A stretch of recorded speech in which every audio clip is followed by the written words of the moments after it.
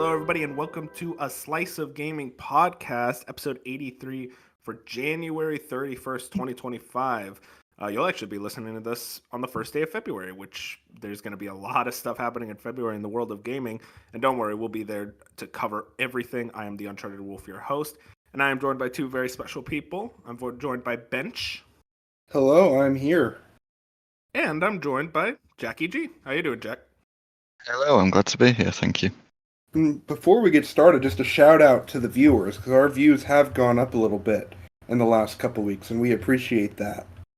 Yeah, I mean, I've been seeing a lot of people liking the podcast. I've been seeing a lot of people doing all the support that we need. We got some more followers on Blue Sky, right? I think I saw. Yeah, we have some there, and we're just getting more comments as well, so we appreciate all the support. Yeah. Well, I am very, very happy about all of that.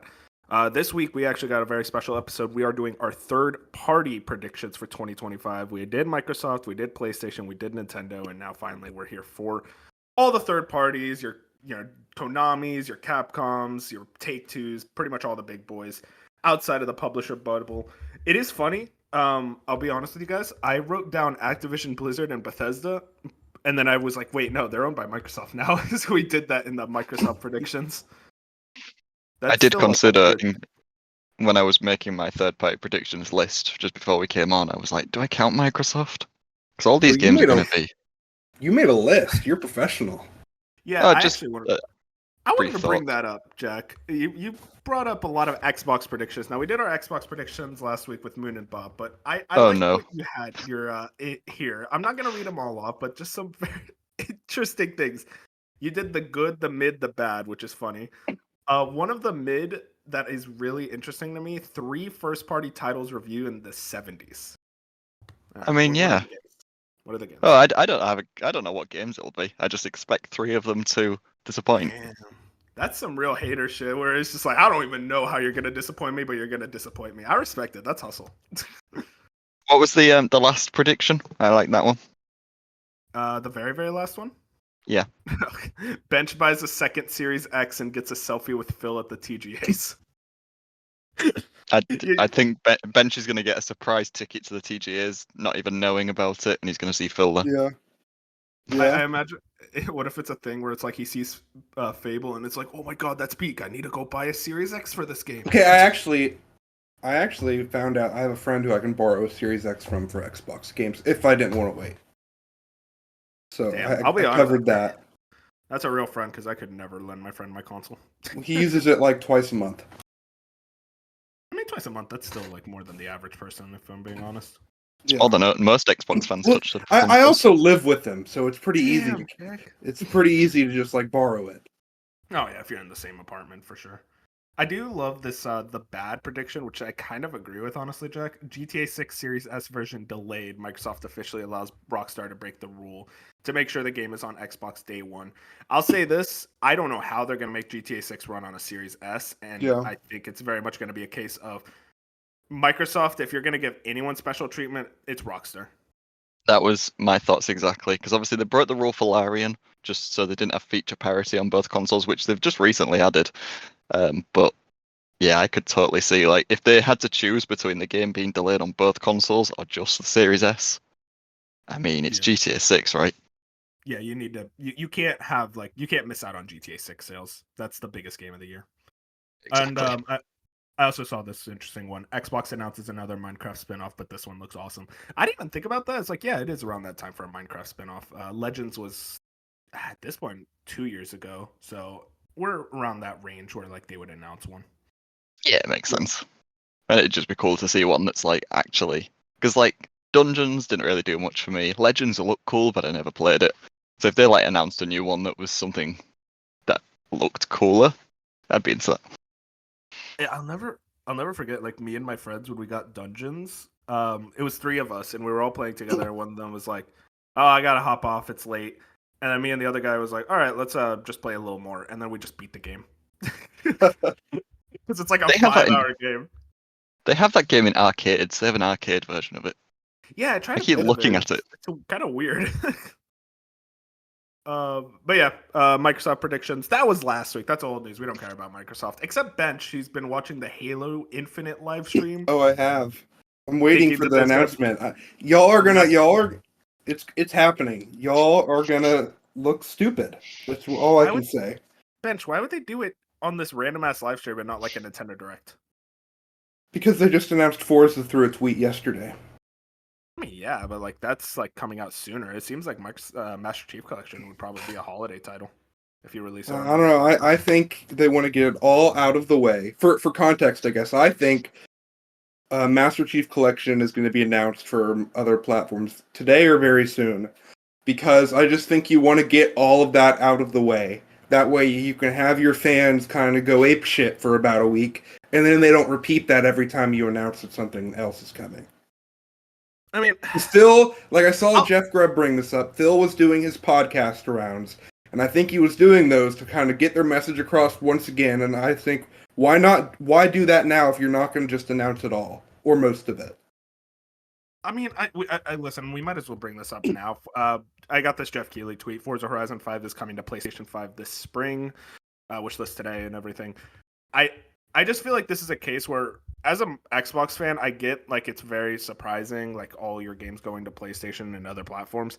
Get used to it. This is just how they're doing things now. They're gonna be third party. They're gonna release their games on all platforms. They're still going to release games on Xbox. So if you have an Xbox, if you have Game Pass, you're still being served.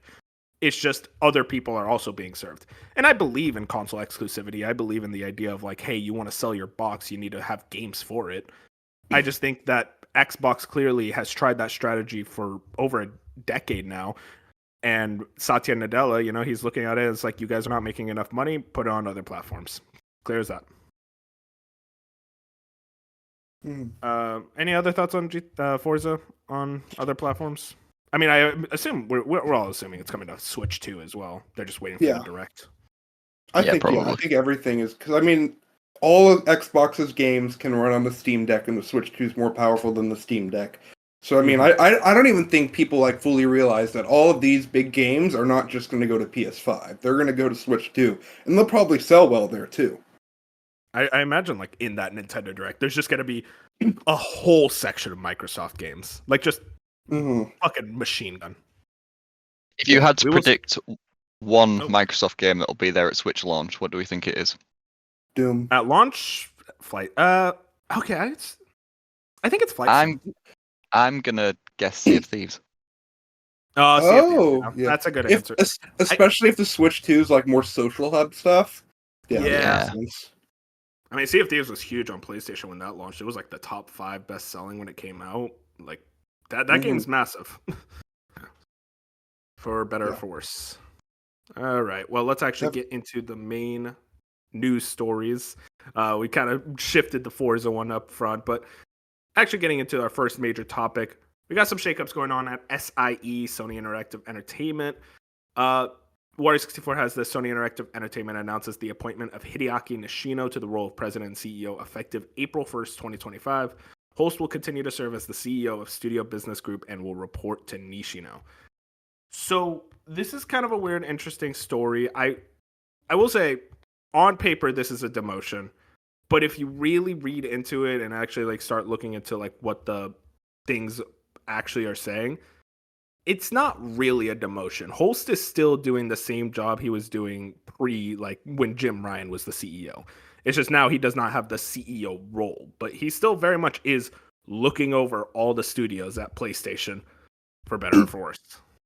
Yeah, and I definitely originally thought it was more of a demotion, and I still kind of think it is, because now he does report to someone who was his peer originally. But I also think it's kind of, they maybe saw it wasn't working and that maybe they need more focus on too much on his plate. And maybe it's very possible he even went to both of them and said, hey, I want to focus more on the studios. I don't think this extra workload is completely working. So let's kind of like restructure again. I liked what Jeff Grubb was kind of getting at, where it's like this is more so a thing for Hiroki Totoki, who very much is trying to get out of PlayStation and kind of walk towards his role towards the head of Sony, like the entire Sony business. And he was very much like working as cleanup duty for Jim Ryan, kind of working on whatever the hell Jim Ryan left behind when he left. And now Totoki's trying to get back into that role. So he's like restructuring, making Nishino now the head of the studio group, which makes more sense for Nishino to be the head of like the Sony PlayStation, just that whole division, because he's the hardware and tech guy and also understands the business side of things. Like he comes from the business area, whereas Holst leading the studios, he may not be the best at it, but you need someone in that role. Like an example is Nishino was like at CES at their presentation. Holst was not, likely because that's kind of not his forte. Exactly. Jack, what you have any thoughts on this, or we kind of cover it all? I don't know. When I initially saw it, I was a little taken aback. I think just the idea of a numbers guy, as I suppose you'd call them, being in charge over someone who's actually been, in the filth with the developers doing the actual work. I don't know. It just gives me the bad vibes. I start thinking like Bobby Kotick bringing out all these people to ensure these are just products. These aren't games; they're products. Maybe it won't be that way, but I don't know. That's just the initial thought I got when I saw this. I will say with Nishino, he comes more from a hardware side. Like he does a lot of the number stuff. Clearly, like that is his background. But like because he's also been embroiled in the hardware, it doesn't feel as much like a Bobby Kotick. Like I think Nishino understands games a lot more than Bobby Kotick. I kind of doubt this would be a case where like Nishino's almost like a Jim Ryan type. Like he seems a lot more embroidered within the video game landscape. Yeah, I certainly hope so. I will say I am not a big fan of Hermen Hulst. I just feel like ever since he took over for PlayStation Studios, I think it's just been kind of rough goings. Now, granted, there has been good stuff under his reign. Obviously, Astrobot last year, and you had like Horizon, you had God of War Ragnarok, but also this is stuff that I feel like especially with Ragnarok, Spider-Man 2, Horizon, that's like sequels. Those are games that are like kind of guaranteed to like do what they needed to do. Astrobot was like probably the first like real big thing under Holst, along with like Returnal. But even then, Returnal was greenlit under the Sean Layden, Shuhei Yoshida era. So I just haven't been really convinced of Hermen Hulst, especially because he said that thing about, like reportedly, this is not confirmed, but Concord being the next Star Wars, and also all these cancellations, like Blue Point seeing. Obviously, you could put a lot of that stuff on Jim Ryan more so. I just think it'd be weird to like completely devoid Hermen Hulst of all the blame. So he's got a lot of proving, in my opinion. I agree. Moving into a company that we're all fans of here, I think, unless Jack's a big Capcom hater all of a sudden. Capcom is going to be doing a big spotlight stream. It is a 20-minute presentation. Capcom Spotlight Stream announced for February 4th, 2 p.m. PT, 20 minutes long, followed by a Monster Hunter Wilds showcase, which is 15 minutes long. Featured titles are Monster Hunter Wild, Onimusha Way of the Sword, Capcom Fighting Collection 2, and Marvel vs. Capcom Fighting Collection Arcade Classics. So, seems like a pretty small presentation. I would not expect much out of it. I saw, when people were telling me about this, they're like, yo, you think Ace Attorney is going to be here? A new Mega Man? It's like, no. Why would they announce them here? I saw someone say Resident Evil 9. It's like, that's not going to be at this thing. This is very much an update-focused presentation, though I will say the big surprise for me is Onimusha. That tells me that game's going to be way earlier in 2026 than I think we were expecting. Yeah, I agree. And honestly, maybe it's a weird prediction that maybe it gets pushed up. Could we see it? 2025? I just can't see why you'd show it now and assume it, and unless it's like they're just showing the same trailer again, which they've done at Capcom showcases before. But if they're showing like a full new trailer, then I don't know, 2026, unless it's like a January game, it's like I could see it this year, especially if like recently maybe RE9 they thought was this year and now it isn't, and that was going fast. I think there's a situation where maybe it gets pushed up. I don't know, Jack. What do you think? Is that a possibility? When Benj said that, I was thinking, no, I don't know. I don't think so. But then I'm like imagining, what if GTA 6 got moved to first quarter of next year? Capcom could just pull something, because I bet a lot of games currently dated for first quarter of next year are like behind the scenes are like they could fit this year. They just like don't want to risk it. So I don't know. Yeah, Maybe Bench is onto something. Yeah, man, that GTA 6 like time frame really does just kind of depend. It's gonna be really funny if you're not into GTA, man. This might be a really shitty holiday for you. I'll just say that right now, because oof, it's really just gonna be GTA and COD. Well, and then you could also think like maybe could put it in the fourth quarter somewhere, but then they're just we don't want to risk it. But if GTA 6 does get dated for November, maybe it fits in October or a little earlier in November. I think they're maybe playing the waiting game more so with it, but they want to put a date on it and know that it's not extremely far off. No, that's all fair. I think this is just a situation where we kind of have to like sit back and see like how much are they going to show about this Onimusha game? Does this look pretty much content complete to where it could release this year? I just feel like they kind of definitively said 2026 at the end of that trailer. So like even if it's possible they push it forward to 2025, I just think like I'm gonna go with what Capcom says and say it's 2026 for now.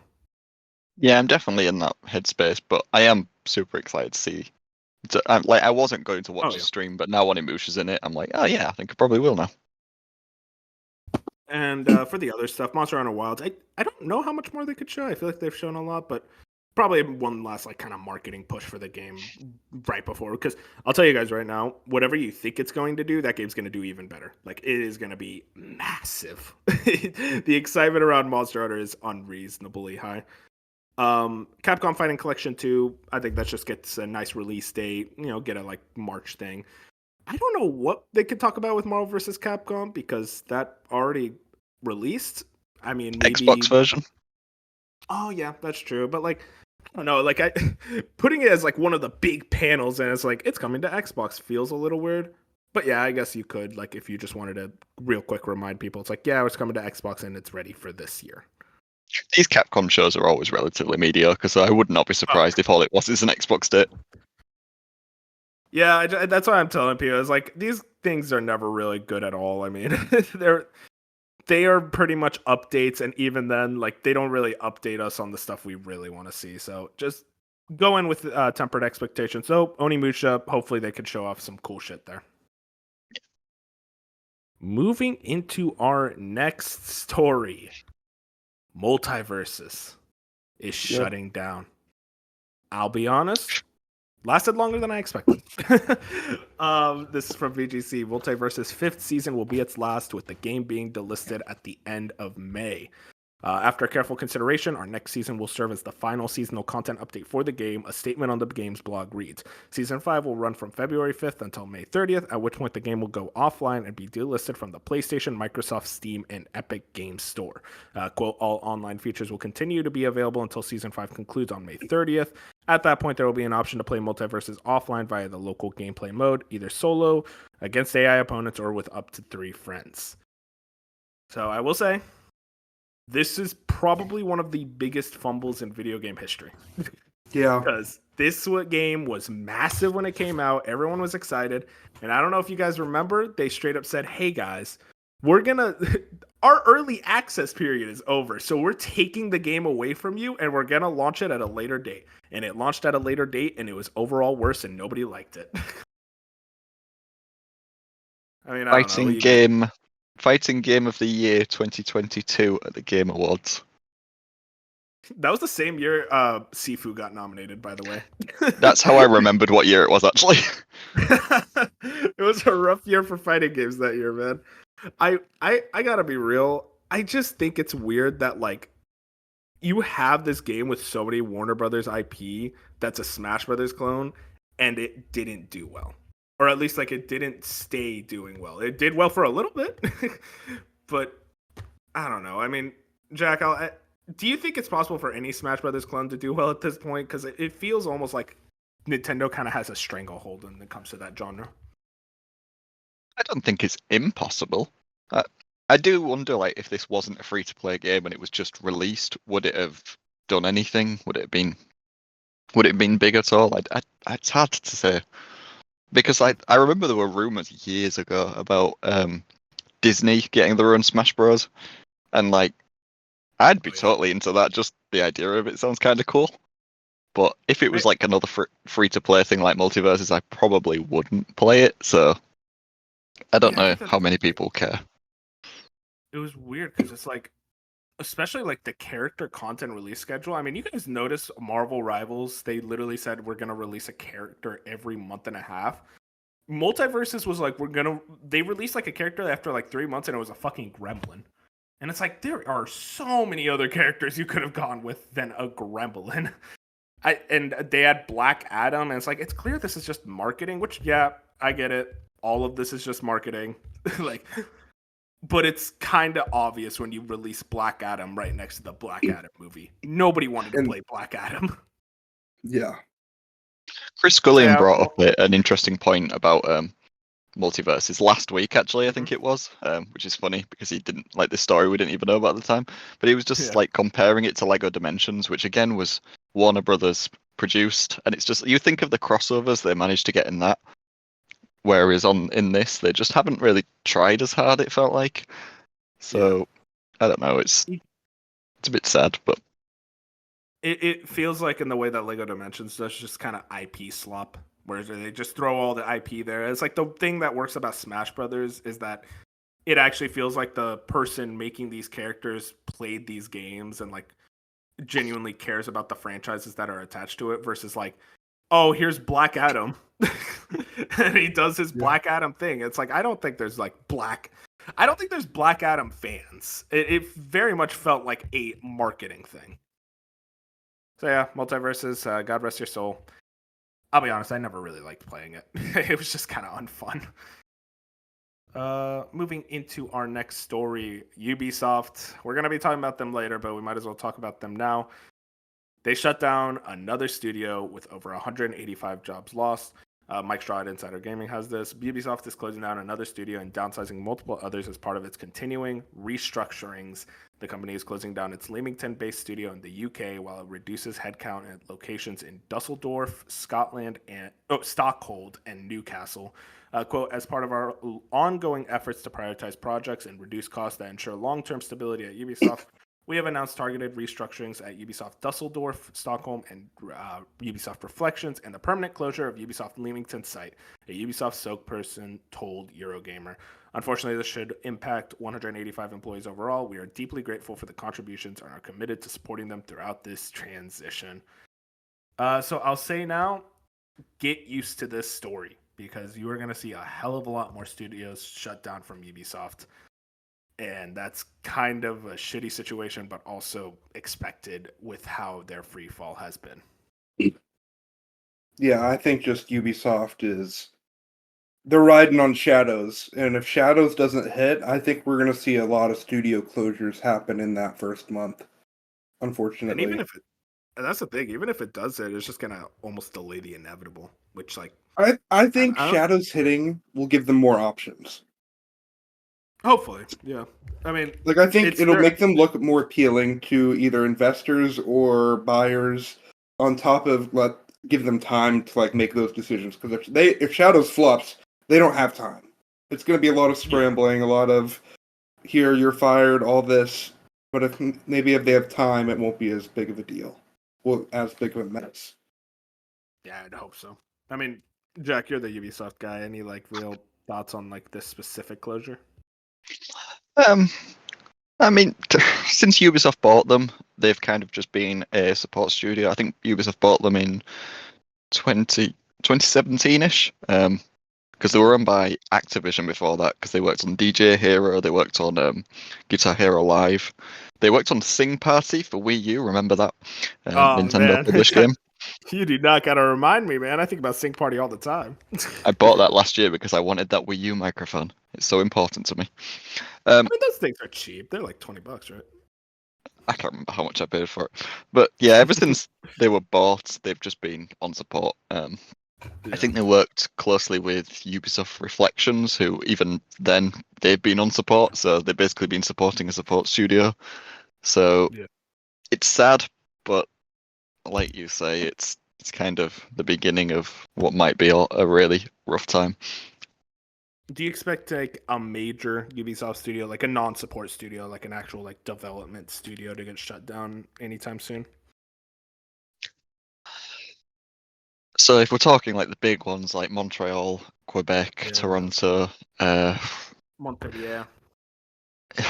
God, don't don't will that I- into existence. I doubt Montpellier just because like that was like the first one, and it's I almost like I a wouldn't be similar surprised. thing. I mean, if they just cancelled Beyond Good and Evil 2 tomorrow, I think they'd shut that studio. And that game is still in development somehow. Like they have weird. Like I know Ubisoft is the studio not to cancel their games. I mean, we saw Skull and Bones last year, but it's also like at this point they would have canceled it. Like you'd have to imagine. Like they have to have something there. Maybe. Yeah. I mean, they're all kind of. Even the ones that are just support studios have been full developers on a lot of games. So I'm trying to like think of some other ones, and What about the I don't know. Locksmith It's. studio? They doing I this? think that was Ubisoft San Francisco, which were what closed last year. There we go. I don't know. It's hard. There's so many Ubisoft studios that it kind of just like blends together in my head, honestly. Yeah. And that's why I think they're going to be like way more layoff heavy this year, especially because they're like, we have 20,000 employees and we do not make the money to be able to have 20,000 employees. So yeah, we will be really paying attention to Ubisoft this year. Get used to Ubisoft stories on this podcast. One story that I'm hoping we get to hear more of, though, is about People Can Fly. This is Wario 64. People Can Fly is co-developing on Gears of War E-Day with the Coalition. The dev just announced it on their account, but for some reason the statement is dated 2024. So this is very much like a write-up about how People Can Fly is assisting on the development for Gears of War E-Day. And there are also, I don't know if you guys saw these, but a lot of rumors, especially from like Tom Warren, Tom Henderson, about Gears of War E-Day supposedly scheduled for this year. I'll say it now. There is no chance in hell it hits this year, even if it's scheduled for it. I agree. I think especially because if you're going to announce the co-developer now, that game's not ready. Yeah, and I also think like between Fable and E-Day, I think Fable has a lot more chance to hit than E-Day. Interesting. See, that's my thing. I don't think either of them hit. Yeah, I know that y'all are kind of like on the fence about Fable, but I do think Fable hits. Yeah, I wonder what Gears of War I wonder what the holiday is needed to have Gears and Fable and Call of Duty on top of that and Outer Worlds 2 and probably even more on top of that, especially with like a lot of your first half of the year releases. Like Microsoft is going for a big like go big or go home type year. You know, all the dominoes are finally falling. I just wonder if it's like they kind of think internally, like, you know what? Actually, we don't need to do all this. Let's slow it down. Let's space out these releases more.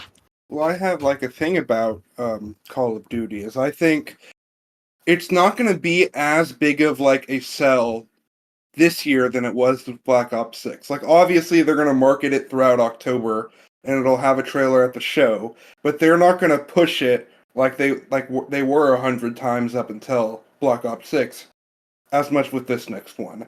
One is they probably don't have as much confidence in it because it's not that studio in Black Ops. And two, it's just like now everyone knows it's a Microsoft property, but also it's a multi-platform thing.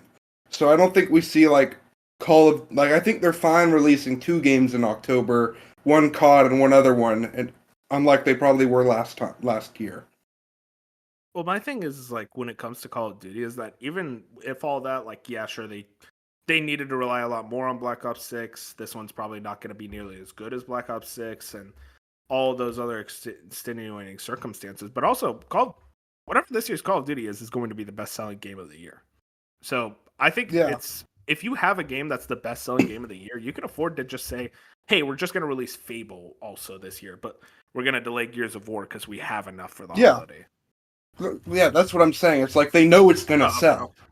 They know it's going to sell, so they don't need to like make out a full month for Call of Duty, at least in my opinion. I think you can.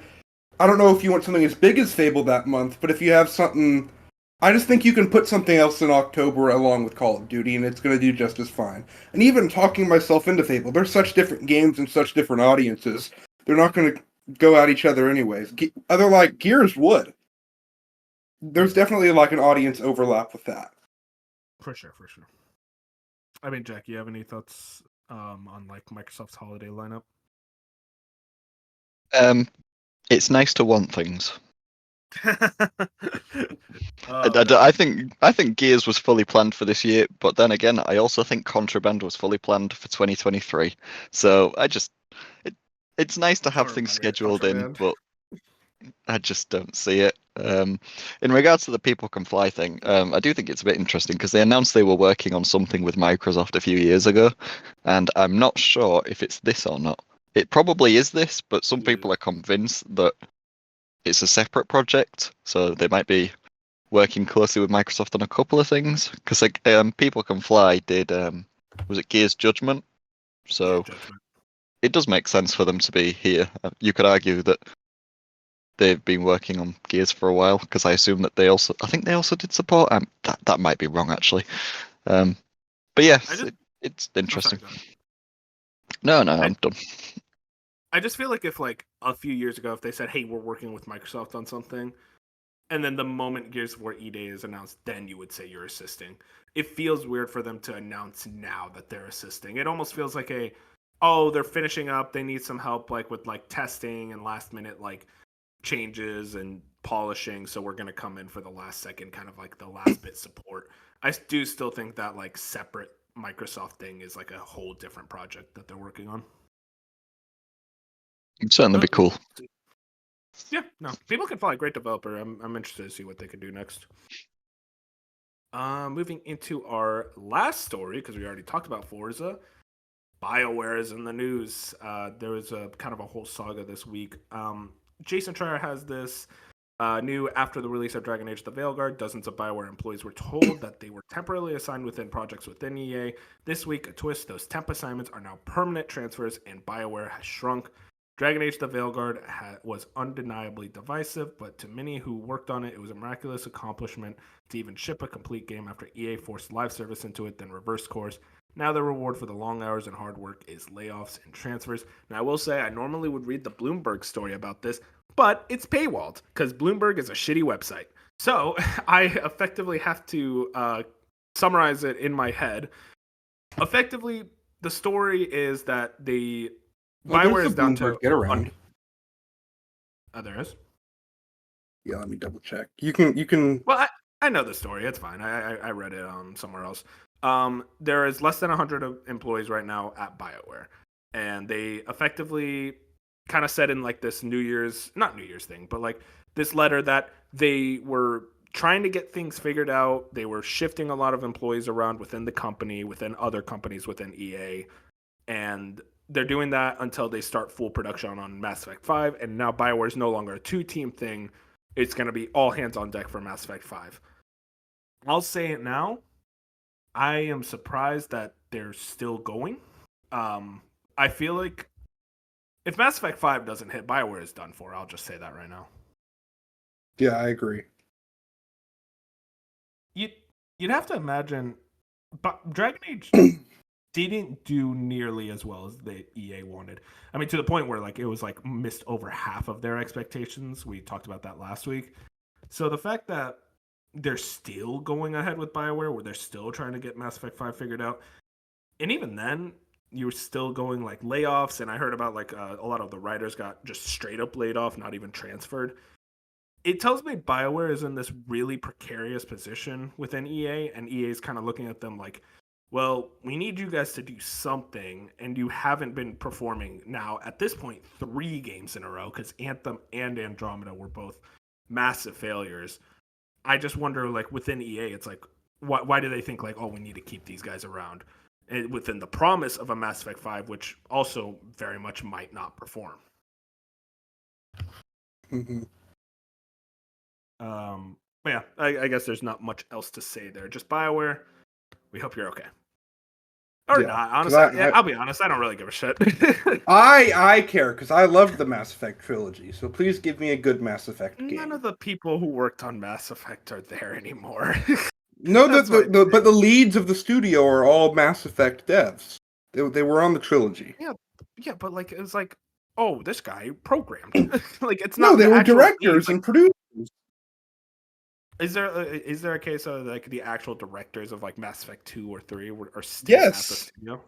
Yes. I doubt I that. get. I just look it up. I'm just at the point now where it's like 3 games in a row, guys.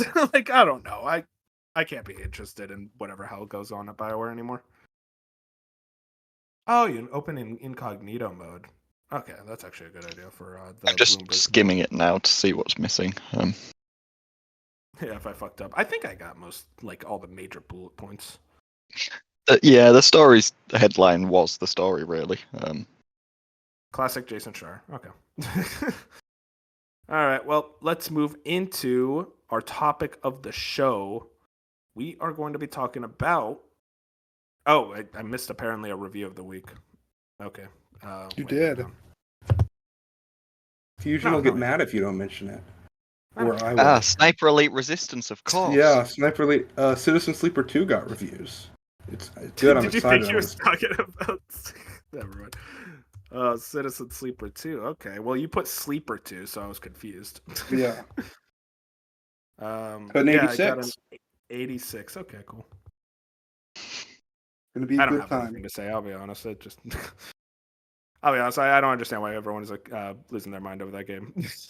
But we will be talking about our actual topic of the show, which is our third-party predictions. Jack, Bench, you guys got a lot of shit ready, I hope. I do. Shall we start with Take Two, because that's the one that's going to shape the entire year in terms of our predictions? I 100% agree. So, okay, let's just start. First and foremost, GTA 6. Does it come out this year? Yes. No. I'm on yes. Okay, let me rephrase that. The campaign comes out this year. Online comes out. They separate online. Campaign is this year. Like, we'll get the campaign, but online comes out, and that is separate and day and date with PC. So real quick, I do want to mention, we're not going to be doing month by month because third parties are a lot more weird and there's so many. We're just going to be listing off all the publishers and going over each, what their slates and like our predictions for each. I do like that prediction, Bench. I wonder if it's a case. I do very much think GTA 6 campaign and online get split up. And it's going to be a different release date for the online. They say, hey, see us a month later. You think the full online experience, though, we're going to be waiting multiple months for it into 2026? 3 to 6 months. Interesting. See, I don't know if they want to wait that long for online. I mean, I also think I don't think it's exactly GTA 6 online. I think it uses that same map at first, but I think they prop it up as its own thing. Oh, so it's just... And sure, it's gonna... It'll be like GTA Online. It'll run on the same engine, look the same, have the same map, but it's gonna be expanded in different ways that the base game is never done. It's gonna be I guess like live service. Liberty City, San Andreas. Yeah, you're gonna get new cities. You're gonna get expansions for online, and I think they want that to be separate. So I think it's 3 to 6 months after its launch, which I believe is in November. So like in the first half of next year. Here's the thing. I do very much think it's separated. I just feel like at most it's going to be a month because Red Dead 2 online was a month. GTA 5 online was 2 weeks. I think this it's is just ambitious. a case of like, you think it's going to be a much bigger thing than even we're like kind of predicting.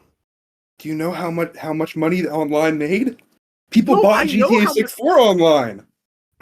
No, I understand. Which is why I think it would be hard to separate them because that's people kind of bought my thing. it. But I don't. But I was gonna say I don't think online costs money, but I do think it costs money to get in. But I think if you own GTA 6, you get in. You can either buy online for $20, or if you own GTA 6, you just get online whenever that drops. This GTA 6 online comes out. Let's just say it comes out a month after. Do I need to own GTA 6 to play GTA 6 online? You need to buy. I would say yes. Either you own GTA 6 or you pay like half of GTA 6 for online. That's not happening. I'll tell you right now. That's what you can do for GTA 5 right now. Yeah, that happened, Bench. You want to know when that happened? Like 10 years after GTA 5 came out. I understand. But I think that's how they go about it because they're going to be a separate experience. I think GTA Online is $20 to $30. But that's my But thing. they're going to have so much microtransactions throughout. Like, not even just Shark. We'll have Shark cards now, but there's going to be like a whole lot of other things as well. My thing is with how big GTA 6 is going to be. Even an online mode, I can't imagine you just say, "Hey, here's the whole online mode for $30." When people are predicting that it's going to cost $100 for GTA 6. Oh, come on, Like that's silly. I just can't imagine you release the online separate and say, "Hey, you only need to pay $30 for this." And especially even with the I microtransactions, mean, maybe it's 40. We know. Maybe it could be 40. I'll say it could be 40. But I think, but if you own GTA 6, if you buy the game, you get online. That's the thing. I agree with that part. I just think the idea of buying online separately, they're not going to do that because they know everyone who's going to buy online separately, they would have bought GTA 6 on its own for $70 and then buy the microtransactions in online as well. But I think how it's going to work is GTA 6 and GTA Online are going to be two separate apps on your console or PC. They aren't. You're going to have to install both separately, is what I'm trying to say. You're not going to install GTA. You could launch online, but I think you're gonna have like 150 gigabyte base game GTA, and then you're gonna have like an 80 to 100 gigabyte GTA Online. I just feel like it's gonna be a way more similar experience than you're predicting. I think GTA 6 Online comes out and it's gonna be the map of GTA 6 and everything within. And I agree at launch, but I think they like add maps of. But I don't because. Yeah, I think like GTA Online never got expansions. I think GTA 6 gets a lot of expansions. I think they realized too late in the game that they should have done that. I think you're expecting Rockstar to future-proof more than they do because they don't do that. Do you think it gets expansions?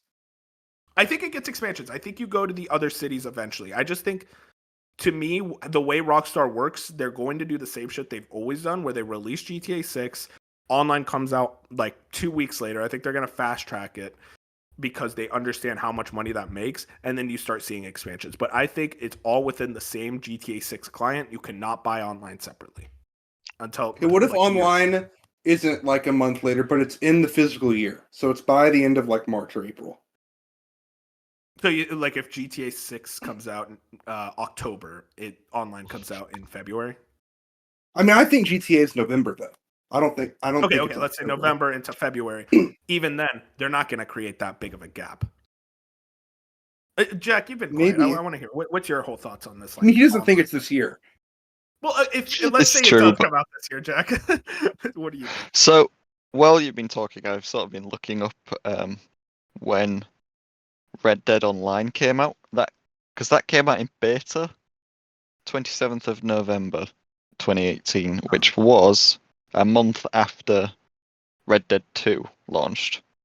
And GTA Online also came out around a month after GTA 5 launched. So it's not impossible that they are staggered. However, if Rockstar chose to do that again, I think they would have to like be super, super clear about it, because people would be so pissed off if they bought GTA 6 and it didn't come with online day one. Just because it's so different now than when GTA 5 launched. That is what people will buy the game for.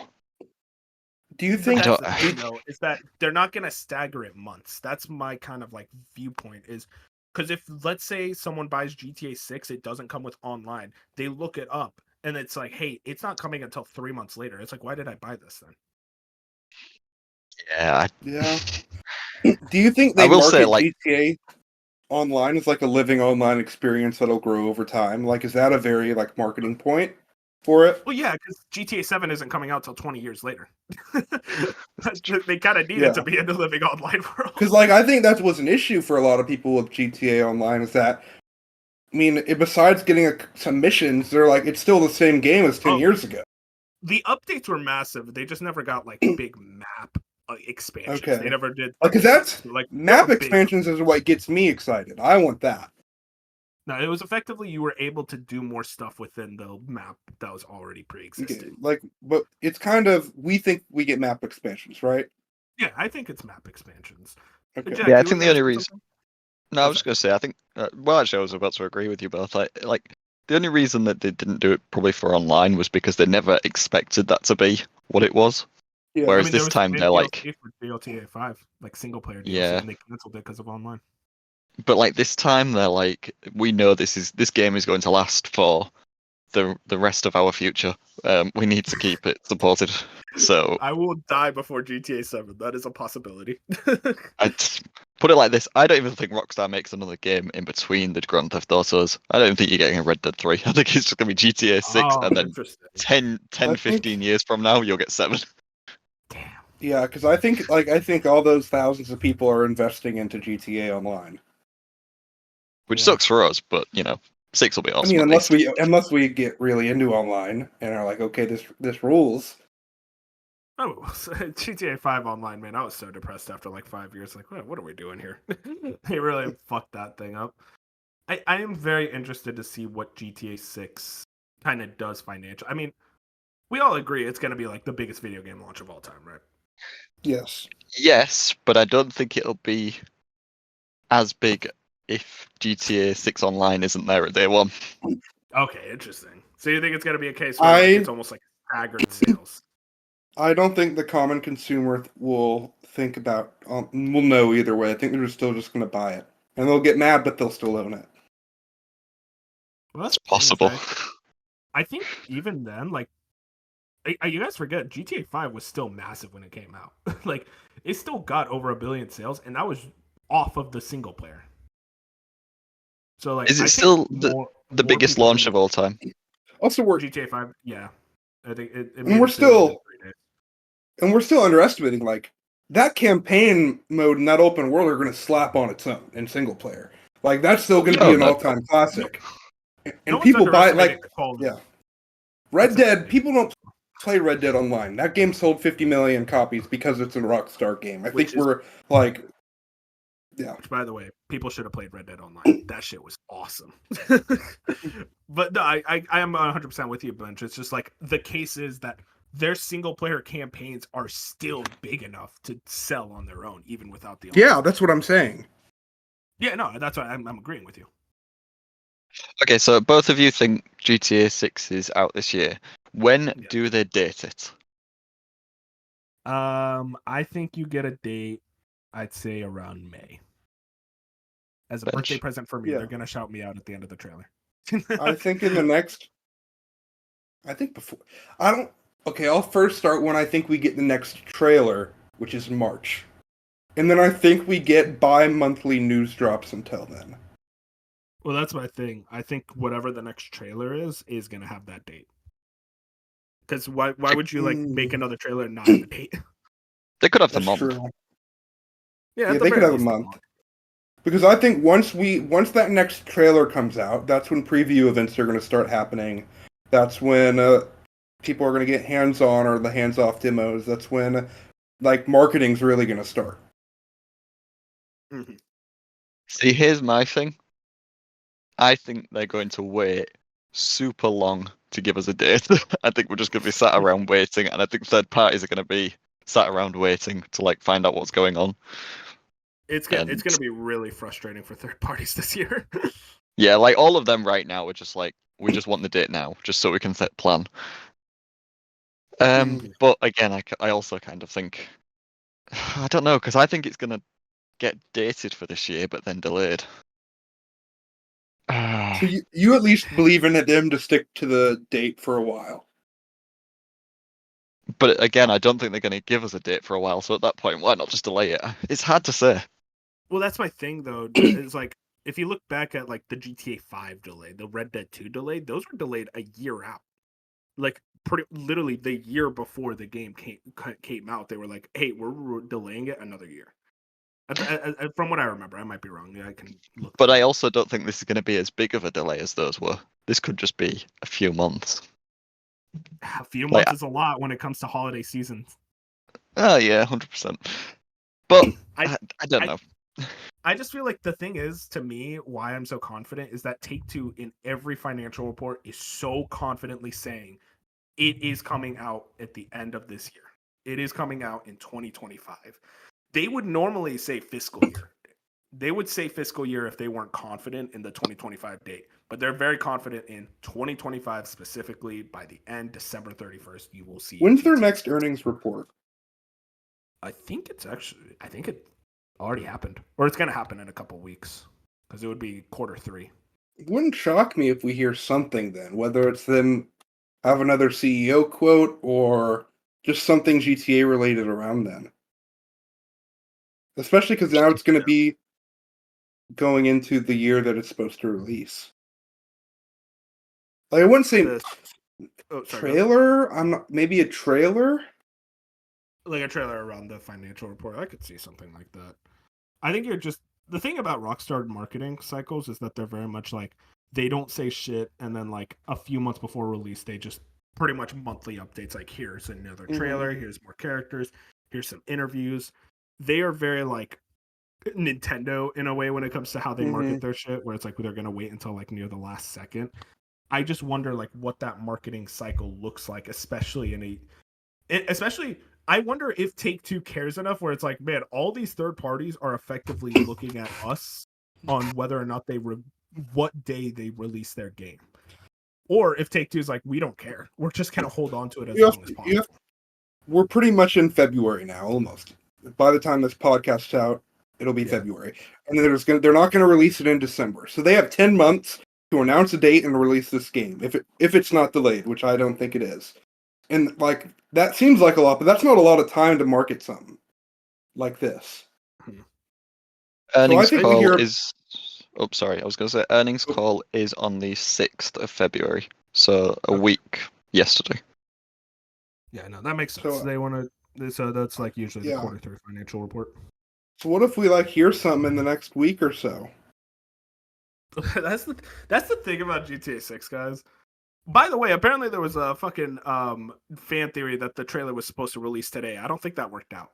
So that's something. The thing about GTA 6, they could literally release the trailer like on a Sunday at 2 a.m. and everyone's going to watch it. It's going to get 300 million views. It's so hard to predict this game the same way it's so hard to predict like a Valve thing, because it's like they don't care about Keighley. They don't care about Game Awards. They don't care about like Nintendo Directs, State of Plays, Microsoft Showcase. They don't care because they literally can just put out a tweet and it'll get just as many views as it would at any other presentation. We will see. GTA 6, the whole industry is looking at GTA 6. There are other games from Take-Two if you guys want to get into that. There is Civilization 7, which is coming out later this month from what we're recording. I'm excited about that. Maybe they're not marketing GTA. They want to get past Civ. But then they also have to get past Mafia and then Borderlands, and if they keep using that excuse, we're never gonna see GTA. Civ's the one that's actually gonna sell a little bit more than the rest. I mean, Borderlands 4. Yeah, I don't think that game is real. That's fair. Just got a trailer. I don't think it's this year, I should say. Okay, so that's your big prediction. You don't think Borderlands 4 is this year? No. Interesting. I could see them like. I could see like them thinking Borderlands 4 could be their backup for GTA 6, and if GTA 6 does come out this year, they can just be like, "Oh yeah, Borderlands 4's next year. Don't worry about it." Yeah, no, that's 100% true. And then there's also Mafia. That's the thing about Take-Two. They have such a strong year to where GTA 6 could get delayed and they're still going to be fine. Especially if GTA 6 comes out within their fiscal quarter as well. Well, I mean, if we're going by your fancy critic, they've also got Judas this year. Yeah, it's coming out this year. I'm sorry, I just have to be real. I have to be honest. You don't take 12 fucking years to make a game and it looks the exact same as your other fucking games. I'm sorry. I genuinely... Can I get on my soapbox? Ken Levine, kind of a fraud. Kind of a fucking fraud. 12 years? You left your studio, and then this motherfucker has the gall to say, I didn't think Take-Two would shut down my studio when I left. Of course they were going to shut down the studio, because you were the head of that studio. You were the person at the studio. Take-Two doesn't care about anyone else at that studio. You moron. And then you take 12 fucking years talking about narrative Legos. Oh, I have narrative. I'm doing something crazy. And then we watch the trailer. It's like, oh man, what's it going to be? It's BioShock. It's a fucking BioShock game. Another one. Which is, for BioShock fans, exciting. They want another BioShock. But I'm sorry, you took 12 years to make BioShock again? So yeah, that's my soapbox. Judas, though, it's coming out this year, is gonna somehow get a 90, and everyone's gonna go, "Oh my god, he did it again!" Even though it's fucking Bioshock again. I think Judas is dead quiet this year. Yeah, me too. Yeah, I wouldn't be surprised. But Fraudulent over there is out here doing podcasts like a year ago. It's like, oh, it's still very early. 12 years? What were you doing for 12 fucking years? God. So, Mafia is planned for summer, right? Yeah, it's summer. That seems like it's a pretty safe assumption it's going to release this year. Yeah, I think that was. I think the remake of 1 was August, so that could come out around then. Yeah, I mean, I thought that was September. I might be wrong. I guess Maybe I'm wrong. I don't know. Well, I mean, like, okay, real quick. Do you guys consider September as part of summer? Yes. No. I mean, yeah, it depends. It depends on the company. The thing is, though, it's like if they could release it September 4th, I don't think anyone's going to be like, it got delayed. Yeah. I think August makes sense, too. They could have like a really. Imagine if they had like just 1, 2, 3 punch of like August Mafia, September Borderlands, and October GTA 6. That'd be an insane. I mean, that's what I mean. Is that Take-Two is sitting on like this insane year of releases. They are looking to have arguably the best year out of any of the publishers outside of like Nintendo. So Mafia 1 Remake was September 25th. That's why I'm like pretty. I think August does make sense, Jack. I just am of the case of like, if you're Take-Two, I almost think you kind of want to space out because you have so much. So maybe you do Mafia 1 Remake like maybe July, and then you do Borderlands September, then GTA November. But then it's like, do you think that's enough space? Do you want to go for just like, fuck it, 1 month each? You have some crazy big thing on your financial report. What do you guys expect? Like kind of monthly, or do you think they kind of separate them? I don't think Mafia 1 remakes this year. No, Mafia. Why would they release Old Country? Old Country. Oh, Wolf said Mafia 1 remake. I said Yeah, Mafia we were talking 1 about that as in the last when one. it released. Yeah. That came out. Yeah, I think 2020. I think Mafia Old Country is July. Okay, That could make sense. Borderlands delayed, and then GTA 6 is early November. Yeah. I mean, why do you think Borderlands gets delayed? I mean, I think either Borderlands or GTA 6 is gonna get delayed. The years I just don't have a good feeling about Borderlands being this year. That's my thing. Is I think it comes out this year. It's just gonna suck. But like, it's still gonna sell. I can't imagine that's like. Did you see anything in that trailer that showed it's like, oh man, they're really innovating? I'm not a Borderlands guy, so I'm probably not the right person to ask. Oh no, I get it. Trust me. I mean, I'm a lapsed Borderlands guy. I'll just say Borderlands 4 didn't do anything in that trailer that looked anything different from what they were doing in 3. So I kind of just think about it like, you're just gonna come out, do what you gotta do, like sales wise, but it's just not gonna be that remarkable of a launch. I can't imagine it gets delayed, but you know, crazier things have happened. I do think Judas. I'm still very confident in Judas. Again, as all I said, though, I think that's the November release. I think that's like pretty much like right at the end of the year. You have GTA in October. You have Borderlands in September, and that's the problem though. There's so much that's like, yeah, probably 1 or 2 of these gets delayed. And I have to believe in Judas for my fantasy critic. It's probably the one that gets delayed because Ken Levine can't make a fucking game for the life of him. There's another 2K game that was like leaked forever ago. Do you remember this? Lego 2K Goal. Oh yeah, the soccer game. Do you think that comes out, or do you think that's just gone? That like seems that. like a game that Jeff gets at the Summer Game Fest. Yeah, just something and it's like almost like a 1 to 2 month. Like it comes out in August. It's like a family holiday game, basically. Mm-hmm. That'd be so fucked up if Take-Two was like, "Hey, we won't give you GTA. Here's Lego 2K Goal." I'd almost be like, "Yeah, I don't want it." I will say there's one other 2K game that I do think gets revealed this year. Not released, but it's going to be almost like a teaser. I think Bioshock 4 gets a teaser. I think you will see this game. That's Game Guess Awards. what? It's going to look like another fucking Bioshock. It's the same shit every fucking time. Game Awards makes sense as well. Yeah, I agree with you there. Talking but yeah, reveals, do you think we see Max Payne? Nah, not ready yet. It's still, No. I think, a little too early. I could see it like that's next year you get a reveal. Is that before or after Control 2? I think that's before, right? Before. Yeah, I think that's Why shouldn't we see that this year? Because I just don't think it's ready. I almost think they want to go for a really short marketing cycle and just release it within the same year. Remedy also does have a game coming out this year, if you remember. Oh yeah, FBC that's true. Firebreak. I'll be honest, man. I have no idea what anyone sees in that. That just looks lame.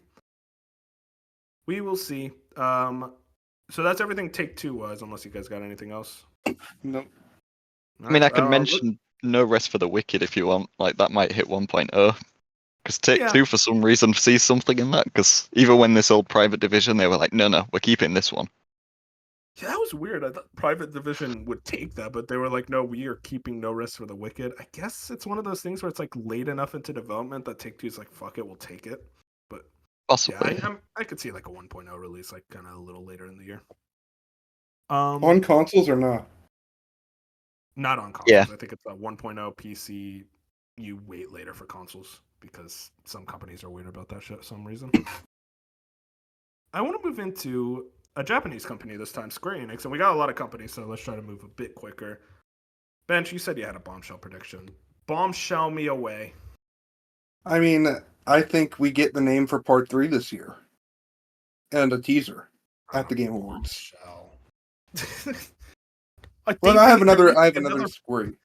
They're making another Final Fantasy game. No way! I think it's an unpopular opinion that we see anything from it this year, and I believe we do.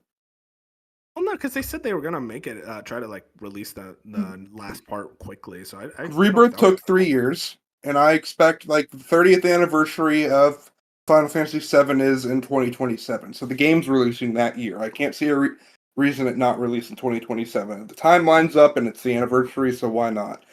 But I think because it's gonna be around the time where we got that first Rebirth trailer. Now I don't think we get like that full in-engine thing. It may be like a CGI thing, just kind of, and then tell us the name. And I think that'd serve everyone until like the end of next year. We'll see a little bit more of it, but I do think we get the name this year. I just kind of look at it as like Square Enix effectively says, "Hey, here's the title, and here's maybe like Cloud and Sephiroth kissing or something. I don't know. And they just put like 2027 on it.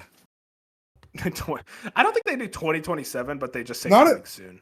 If it's at the Game Awards, that's not that big of a date. We got 2026 stuff at the Game Awards. That's fair. That's fair. Especially because I think it's first half 2026 because the anniversary. I mean, Jack, what do you think? I'm trying to look up how long it was between Remake coming out and the announcement of Rebirth's title. I think it was 2022 we got the title. Yeah, that was 2022. I think like that. Like Final Fantasy VII stream. Yeah, but they also Rebirth took an extra year because 1 year was spent on Intergrade. Rebirth's development was 3 years long. That's true. I was thinking that as well. Yeah, so that's impressive for 3 years. Oh, it's crazy. Like they keep the same team and they use the same engine and things just flow. It's crazy how that works when you don't lay off the whole studio. It's wow, 3 years. Who would have thought? That's a weird thought. Yeah, I don't know about that.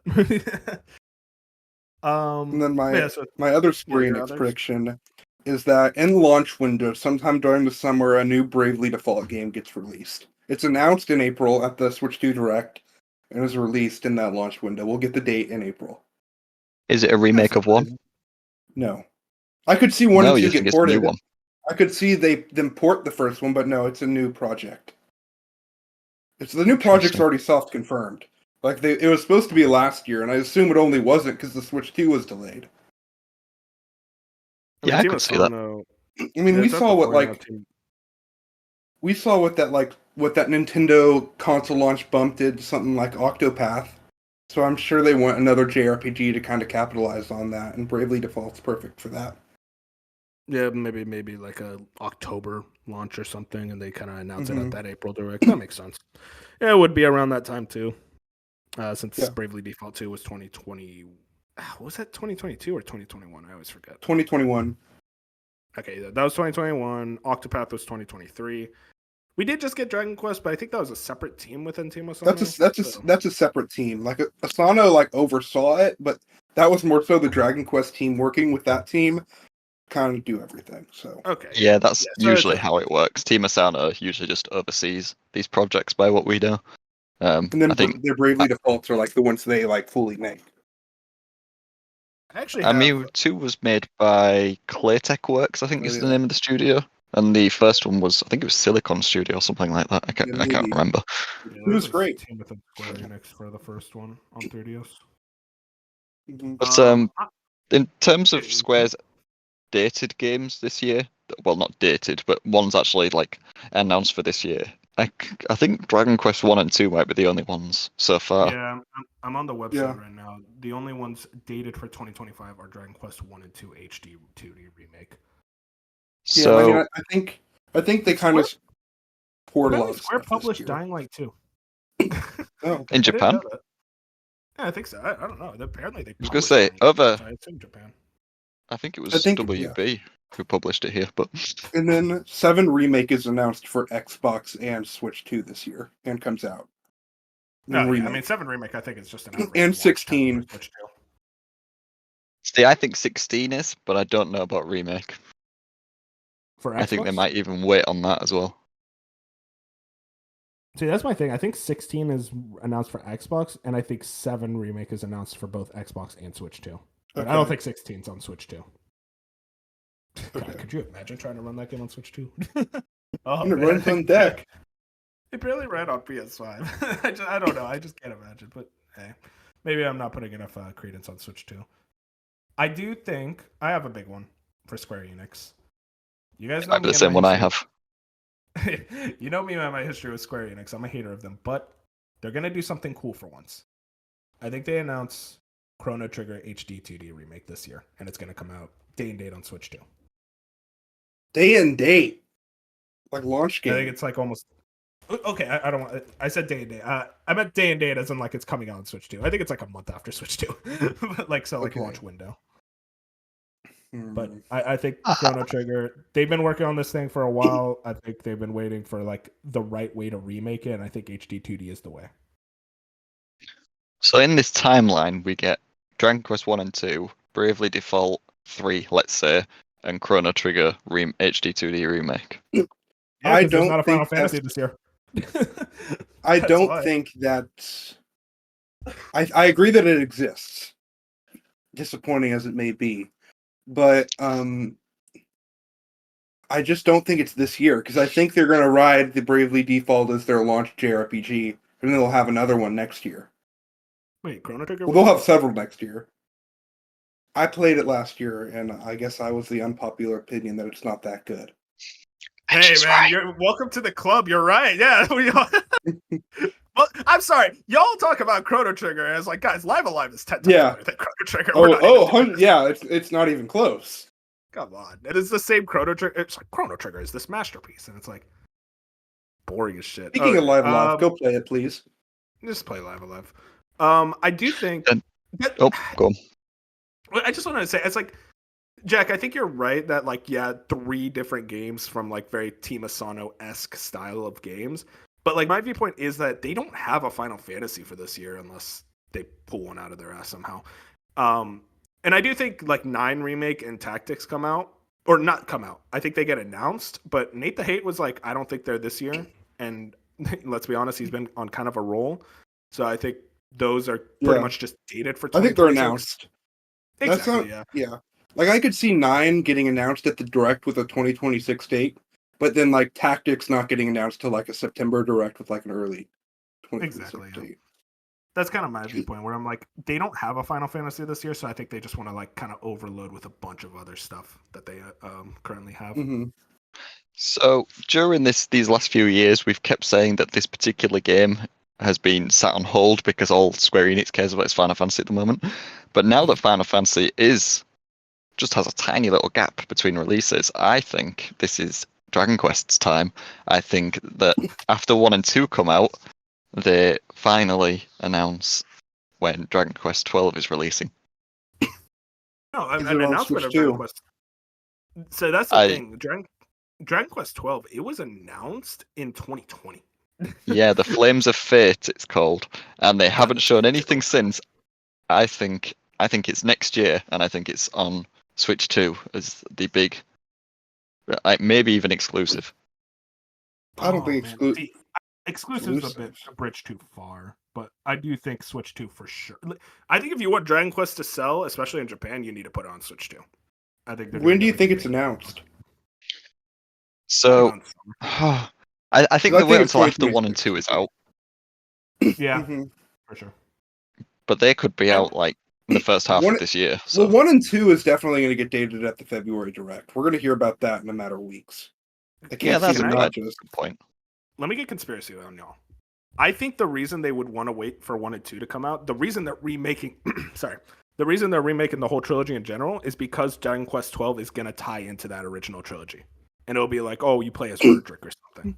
I think it's the case where Dragon Quest 12 is much more tied into that trilogy than we think. Because 11 is loosely. It's like same world, but loose. It's same world. It's kind of, it's a little bit. Do you think they tie in 3, 1, 2, 3, and then 11 as well? Or just 1, 2, 3? I think what's going to happen is we'll see Dragon Quest 12, and it's like, oh, that's why they remade Dragon Quest 1 through 3. Like, it is way more closely related than we are currently thinking. I'm curious what the visual style is, but that's a conversation for another day. I mean, Dragon Quest 12, I could talk about it all day. It's a weird title. Because they were very adamant. It's like, we're changing things up. It's going to be a darker tone. And I think at one point they said they're going to have more action-based. I'm not into anything that they said there because it's like Dragon Quest is so traditional that it's like weird to go so different. But we won't know till we see it. So, okay, I have one last Square Enix thing that I think Moon is listening to this will appreciate bringing up. Because he's the one who'd probably be screaming at his screen. Probably. Kingdom Hearts. What I said about Ken Levine. Kingdom Hearts. Does it show up this year? Yeah, 100%. I'd say 100%. Oh, I don't think so. No, I don't either. The only way Kingdom Hearts shows up is if there was like a PlayStation showcase. See, I disagree with you guys. I think you at least get a trailer. I don't think it's releasing Kingdom this year. I don't even think. But like the trailer was 2021 for this. The only Kingdom Hearts news you're getting this year are native ports to Switch 2. Finally. Yeah, they did the cloud shit. That's so funny. It's been like we're closing in on 4 years since that thing was revealed.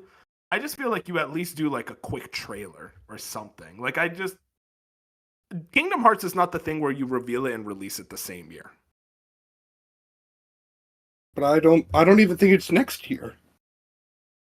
That's the thing. I don't think it's next year either, but I think they at least do a trailer. I think it's like holiday 2027 at the earliest. No, that's the thing. I'm right there with you. But my thing is, I still think we see a trailer because I think Square Enix is really weird about Kingdom Hearts and they want to market it as much as possible for some reason. We'll see. I don't know. Kingdom Hearts, you cannot predict Kingdom Hearts. I'll say that.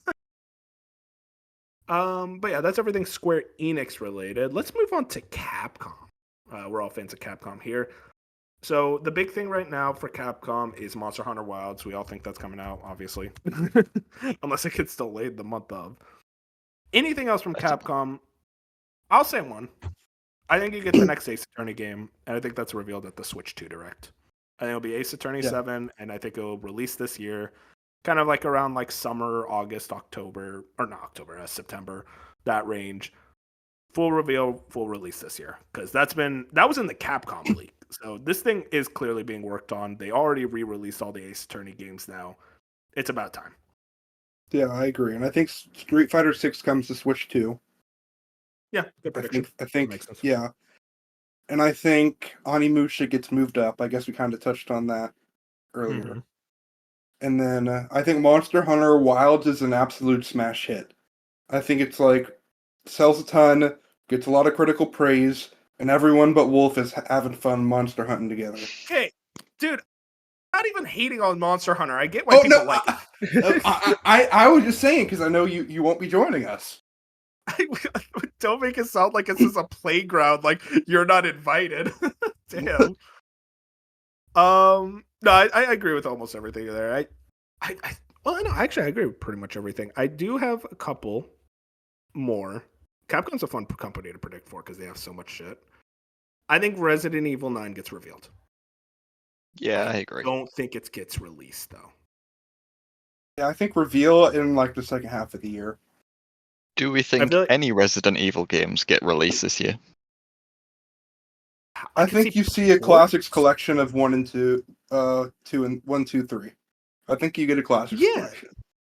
No, that's a good point because you can't play the original versions of 1, 2, and 3 on modern consoles, so that would make sense to just do kind of a classics like Resident Evil original trilogy type play.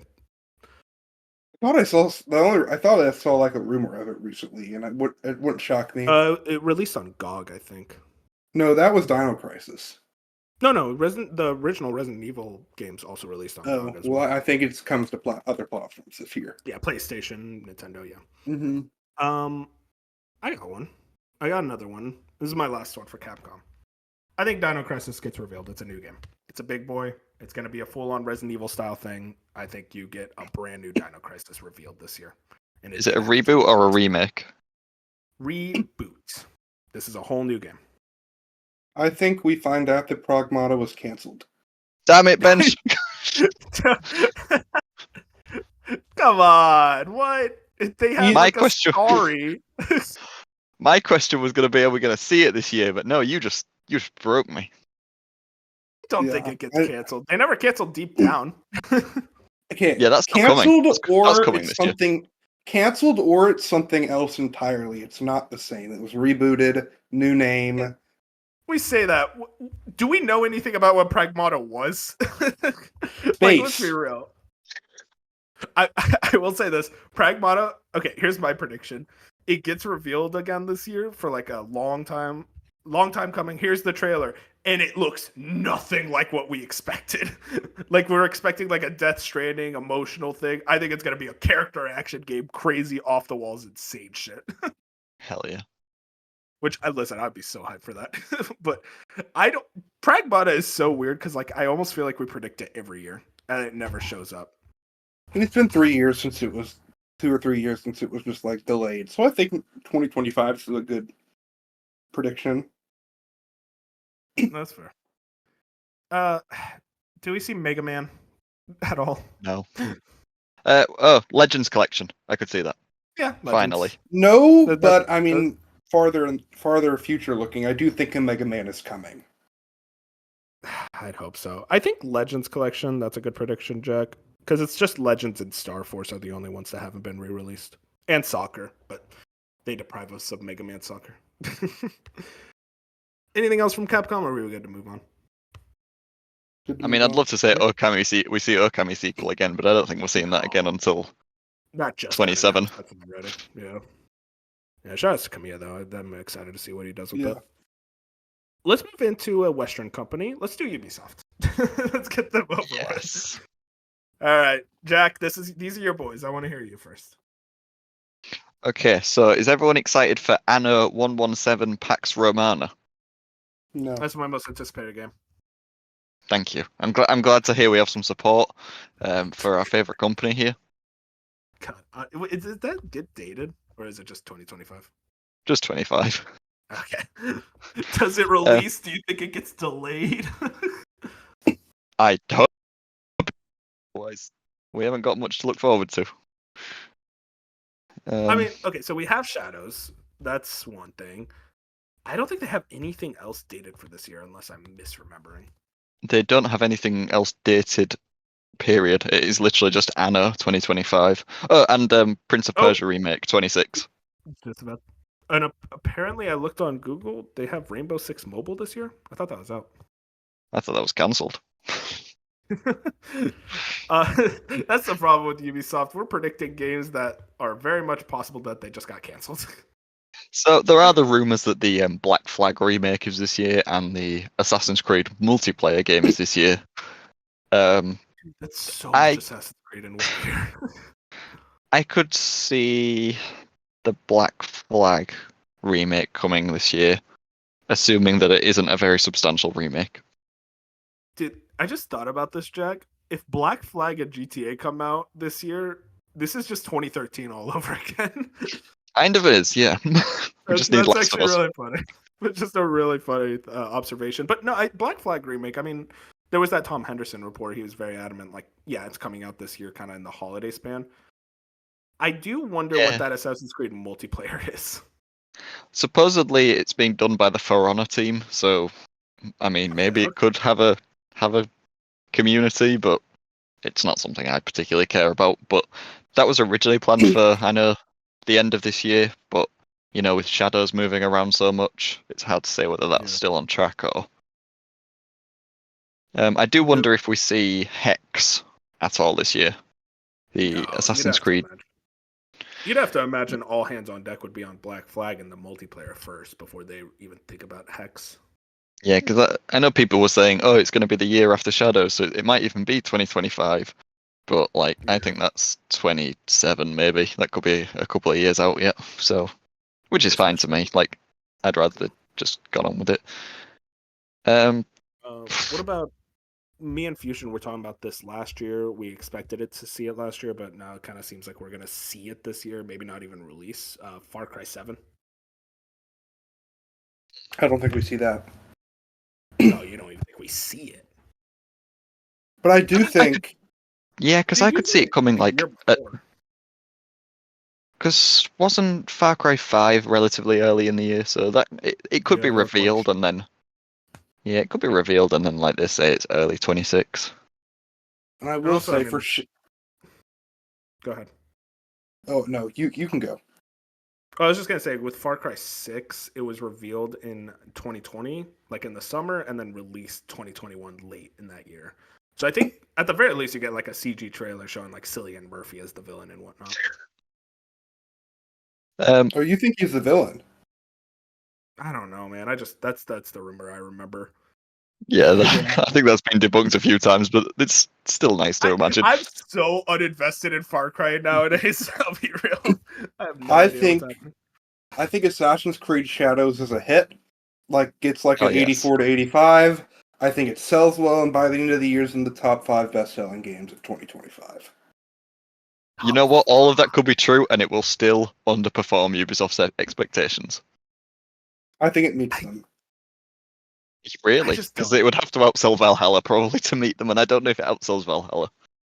I think it is pretty much in line with Valhalla, if not a little lower. But I think their expectations are in that range. But Bench, That's fair. Valhalla was a launch title. I know.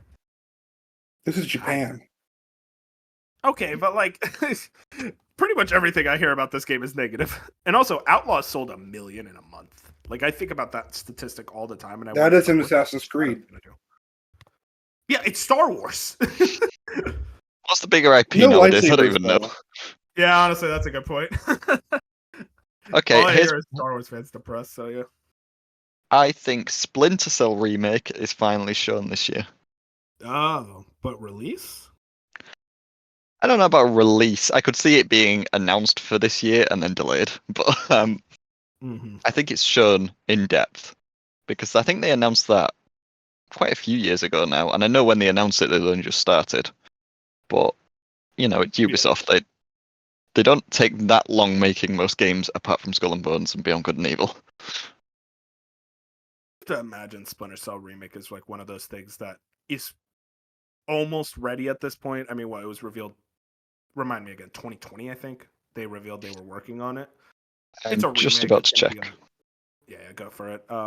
But they revealed they were working on it, so it's like I'd have to imagine at this point it's like nearing the end to the point where you at least can reveal it at like a Ubisoft Forward, which won't matter when they reveal it because like Tom Henderson's gonna fucking reveal it on his stupid ass Insider Gaming like 3 weeks before. Oh, Splinter Cell remake is coming up. Come on, man. I hate that shit. So You they find announced anything? it in 2021. So Interesting. it's about right. I mean, Ubisoft Toronto, I think they did Far Cry 6. So assuming that they literally just went straight on to Splinter Cell, which is probably optimistic, but it's possible. Yeah, It could be. I mean, we always have Prince of Persia remake next year, so maybe they don't want to have Splinter Cell remake as well, but they're different enough. And exactly. I think we see it. That's my prediction. We see it at something. I have a goofy prediction for Ubisoft. They will by far and away have the most games at the Switch 2 launch, even more than Nintendo. I could see that as well, yeah. Just loads and loads of... A bunch of ports. Mhm. They'll probably all be in the scissor reel, but yeah, just Assassin's Creed, all of them that have been released over the last few years, just put all of them on there. Yeah. And I'll probably buy them. Hell yeah, you will. Moving in, Bench, I'll let you take over for Nihon Falcon. You can talk your talk. I mean, Trails Through Daybreak 2 is in 2 weeks for the West release, so my prediction is that around that same time we get announcement for localization of Kai no Kiseki, which is the next game, and I think that is announced next month and released in July, sometime before the fall. Because in the fall we have, yes. Oh my god! Because it's already out. It was already out in Japan, so they just need to localize it. And normally those have. Kai's the last one. Oh wow! That just released in September. Yes. Well, no, Kai's not day and date. That released last September, and I think it gets announced and released this year. Optimistic is July, but I think it's this year. But then the Trails in the Sky, the first remake, is this year, and I think that is an October release. So that's kind of my optimistic prediction, because I don't think that gets delayed either. I think that's released this year, and we just keep... I wouldn't be shocked if we hear more at either this next Direct or the Switch 2 one, because I don't think it's been announced for Switch yet, so maybe the Switch 2 one. No, it was announced in the Nintendo Direct. I'm stupid. But it also got announced for PlayStation recently. But yeah, I think it's a big year for us Falcom fans. Especially the ones in the West who have been several games. You guys have been eating for a while. They're really they have the like my second favorite game last year, Daybreak, is a Trails game, and now I'm getting the follow up to that in 2 weeks. They'll probably also have the Ease 10 directors. What's it called? Proud Nordics, Director's I think they call them this. Yeah, that I don't think gets released in the West this year. I was going to say, do you think that's just Japan this year? I don't even think it's Japan this year, to be honest. No? Oh, no, because I think they're going to focus on Trails in the Sky remake this year. Maybe they're also working on Tokyo. They're also working on Xanadu. Tokyo Xanadu. I don't think that's this year. Is that far off? I think that's their next year title. Bench, when will they? Normally they do. When will they do Trails in the Sky 2 remake? That they said they're going to wait until they see how Trails in the Sky 1 does and see if they continue. Although they're going to continue, I can tell you that. Yeah, they're gonna. Because also my prediction is Trails in the Sky remake is the series like breakout moment. I think it sells very well and gets a lot of critical praise. I think it's easily the breakout moment for the game, and because this is the one you can tell people you start with this one. And it has all the modern conveniences and all the things. I think I'm very excited for this. If Sky Remake sells unbelievably well, do they abandon NIS America? So NIS America just publishes their games, correct? Yeah, but don't they also help with localization? And no, they do the localization. NIS America is the one who localizes the games. Yeah, they're localizers. But no, because Falcom's not translating the games. Gung Ho Entertainment is. That's why I'm wondering if this one does really well. Do you think they abandon NIS? No, because they've done a lot for them, and a lot of the people who worked on a lot of fan translations are at NIS. I could see NIS because they also translate the current Ys games. So I think they are the translators for the current Ys and Trails games, the new releases. But I also think they get down to near day and date or day and date for the next Trails game, which will be not next year even. It'll likely be 2027 for the next one. But then for Yeez, that'll be far out. But I think, and then they work with Gung Ho for the remakes, and it wouldn't shock me if they go all the way through Zero and Azure by the end of it. But that's like thinking years away. But I mean, it's a very good time to be a fan of Trails video games. At least at least two Trails games this year, and I'm thinking probably 3. Man, ridiculous. That is an insane release lineup. I was looking at NIS America's website. Dude, you guys remember Phantom Brave the Lost Hero? Yep. That's just released this week, Wait, I it think. came out? Just No. this Yeah. week. It, Yeah. it launched day and Yeah. date in the West. That was the at the direct. We're talking about the same game, right? It Yeah. was released yesterday. Yep. Oh, and that's why I didn't hear of it. It was a 77 on Metacritic. The fuck, it just came out. Shit. Okay. All right. Well, that's NIS or Neon Falcon. So yeah, the very talented team over there. How much they're able to pump that stuff out. The goats. All right, one for me. My boys, Konami. I gotta talk about them. So Metal Gear Solid is their big one. Metal Gear Solid Delta. That's this year, and I think I'm gonna be ballsy with this prediction. It's gonna come out same day as the Switch 2, and it's day and date. So Okay. I'm going with June for that one. I could see June because I think it's not going to be it's going to be before or around where that where all the summer stuff happens because I don't think they want to do another show with it. Yeah, especially with like Keeley. I think there's still a little bit of weirdness between Konami and Keeley. I think it's one of those things where they have it ready by like late June or like when the Switch 2 is announced or released. They have the port ready for the day and date, and that's also coming to PS5. They want this thing to sell as much as possible. I also And- think. Oh, you go ahead. No, also, no, go it's ahead. going to be in the 90s. Just need to say that right there. Yeah, I could see it. And then I think What were you I think Volume 2 is announced this year, but not Don't do released. that to me, Bench. Don't do that to me. I think it's announced this year with Metal Gear Solid 4, and It would probably be Portable Ops 4 and Peace Walker. Dude, I want 4 on modern platforms so badly. When Volume 1 was 2023? I might be wrong. Oh yeah, it was 2023. I remember now. So if that was 2023, it would be about 2 years later. I don't know if they get a 4-port ready by then. That game was very dependent on PS3 architecture to the point where like porting it is such a Herculean task that I almost feel like you're gonna have to wait an extra year for that. I mean, I wanna think be it's wrong, though. announced this year. I don't think it's released this year. Oh, you don't think it's released this year? No. Interesting. You think they wait a whole year though? I feel like I mean, I think it's announced towards the end of the year. Okay. Like so a state of around, play or October something. Okay, Yeah, never mind. announced I the could state see of that play. then. I mean, Jack, is he off base? Does that make sense to you? No, that sounds about right, to be honest. Announce it towards the end of the year because I mean, if you're probably better announcing it after Delta comes out and then just sort of letting. Again, it doesn't have to be a very short way. It could be like right at the beginning of next year. Yeah, no, for sure. I'm still mad at you, by the way, Bench, for not putting Delta on your most anticipated. I'm mad at myself. Okay, at least you understand. I gotta be real though, Delta. I'm so excited for it, but I wonder like how big of a launch it's gonna be. Do you guys think it's gonna come out and Konami like outright says like this is the biggest launch for a Metal Gear game we've had?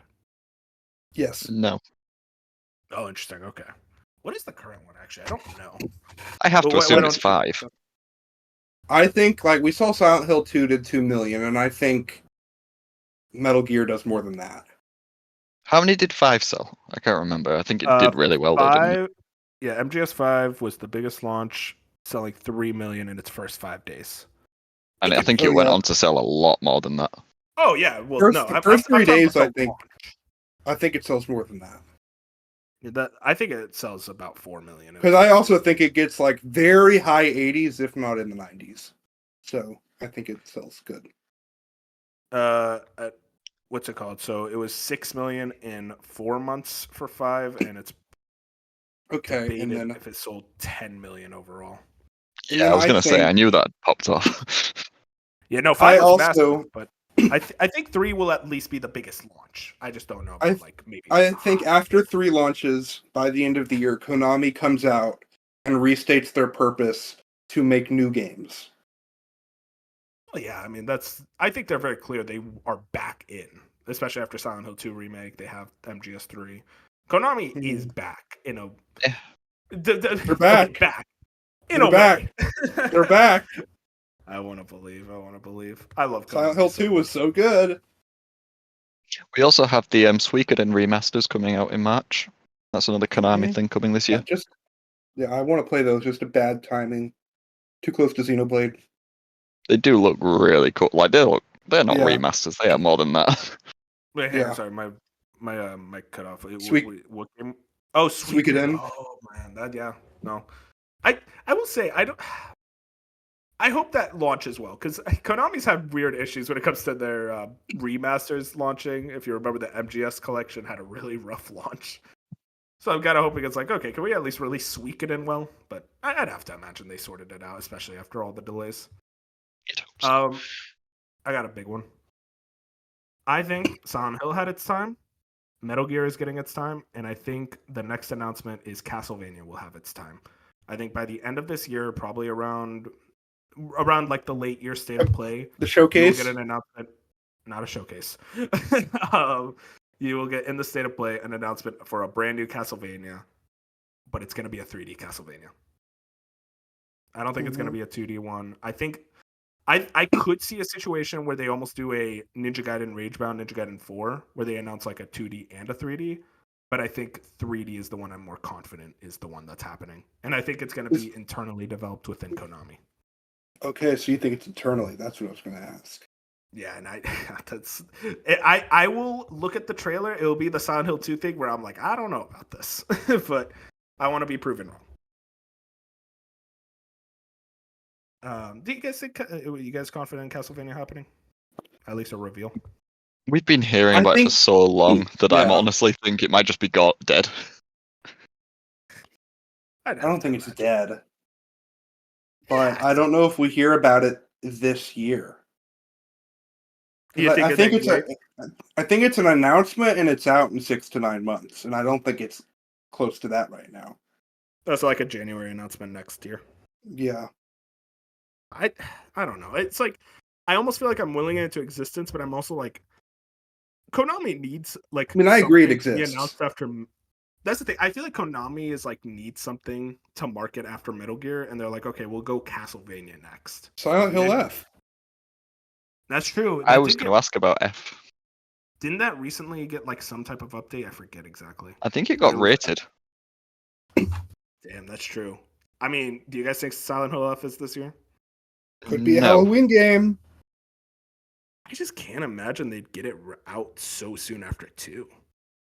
I mean, they were both announced it's at the same time. Different teams. I Yeah, think because it- F isn't even internal. Yeah, that's and well, I think it isn't. Oh, I forget who was the developer. Because I know Neobards Entertainment. They are the guys who did the Resident Evil multiplayer. So Yeah, I remember that. The story is being done by what was it, Ryukishi 07, who I know is like a famed visual novel author. So like I know the story might be really good, but man, that developer. It Yeah. got rated in South Korea. That's it. Yeah, the South Korea rating board. and mean, we all usually know it wasn't ratings rated- mean the game's just around the corner. I mean, just look at Hollow Knight. It's coming any day now. Okay. Don't do that. All right, we don't need to. We'll bring up Hollow Knight later. Will we? Yes, We don't bring up non-2025 games here. Yeah, that's true. Insane. Oh my god, you guys are non-believers. Fusion was here. He's rolling in his grave right now. I mean, here's the thing.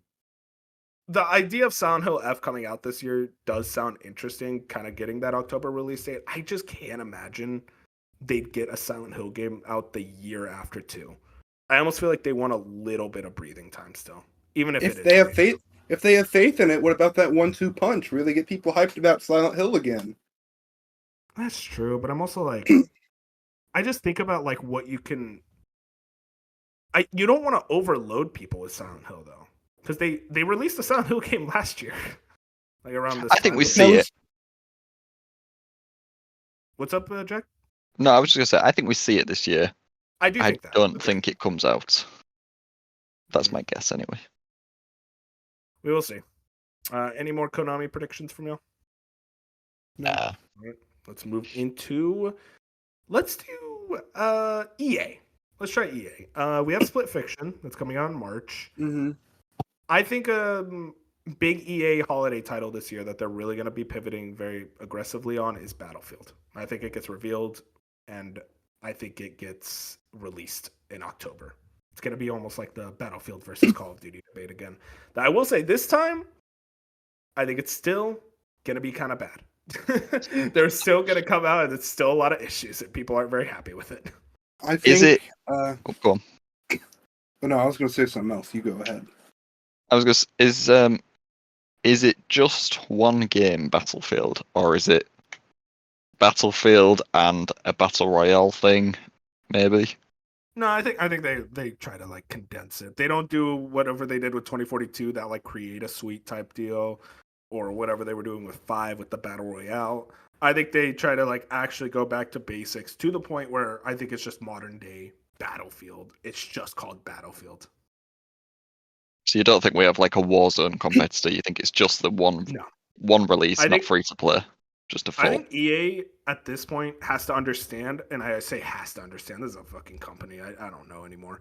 But you'd have to imagine they understand like Battlefield keeps getting fucked up because we keep trying to like pivot it in so many different directions. We need to actually just get down to basics and give people a clear and concise Battlefield multiplayer suite that is exactly what they've been wanting for all these years. The same way Battlefield 1 was, and guess what? That was their biggest success with Battlefield. But again, I don't think it's gonna come out. I think it's gonna come out. It's still gonna suck. Yeah, I agree. Battlefield's their big game, but I think what something that's announced, well, not announced, but shown for the like actual gameplay at Jeff's show is Iron Man with the 2026 Oh, date. Didn't they It's say that interesting one? you say that because I was thinking Black Panther. Oh shit! All right, I want to hear the sell from Mm. both of you. Which one's which? I see. The only reason I say Black Panther is because Motive, who's working on Iron Man, after coming off Dead Space, they've pretty much been stuck in the Battlefield mines. Now I know there's probably multiple studios on that, but I think that we haven't seen anything about the team being stuck on Battlefield. They probably are because everyone else is, but just What between the studio's on two the of them, Black Panther? I think it's called Cliffhanger Productions. I'd have to double check that one, but I'm Let me check. almost certain it's Cliffhanger. What about you, Bench? Why do you think it's gonna be Iron Man? I mean, I just think that studio probably has a lot of people, and I think some of them are on Battlefield, but also I think some of them before Dead Space was on Iron Man. So I think that we're going to see Iron Man this year for 2026. I I think definitely that's think we kind of see. unfortunately like EA is going to pivot, so they want those Marvel games, and I think they're going to want to announce at least one of them this year. It could be either one, to be honest. Yeah, I definitely So- think we see one of the two of them. Like Bench could be completely right. I definitely could see Iron Man. Here's the thing. So Cliffhanger is a new studio. It seems. Yes. From what I'm reading here, they are brand new. That tells me I think we actually see Iron Man first because That's EA fair. Motive is already established, and I think it's a case where a new studio tends to take substantially longer on whatever they release. Yeah, totally Um, fair. Mhm. I do agree though. Like one of these games is going to get revealed this year. Yep. Anything else from EA? Yes, I That's- think we see this. I think did I put this in news a few days ago? There's someone who checks all the LinkedIn profiles. He's pretty cool. He's Timmer222 on Twitter, and he said that Star Wars Tactics is absolutely this year, and is the released Respawn this year. game? Yeah, well the one that Respawn's like overseeing. I think the developer's Bit Reactor, but they announced that forever ago. I think that's this year.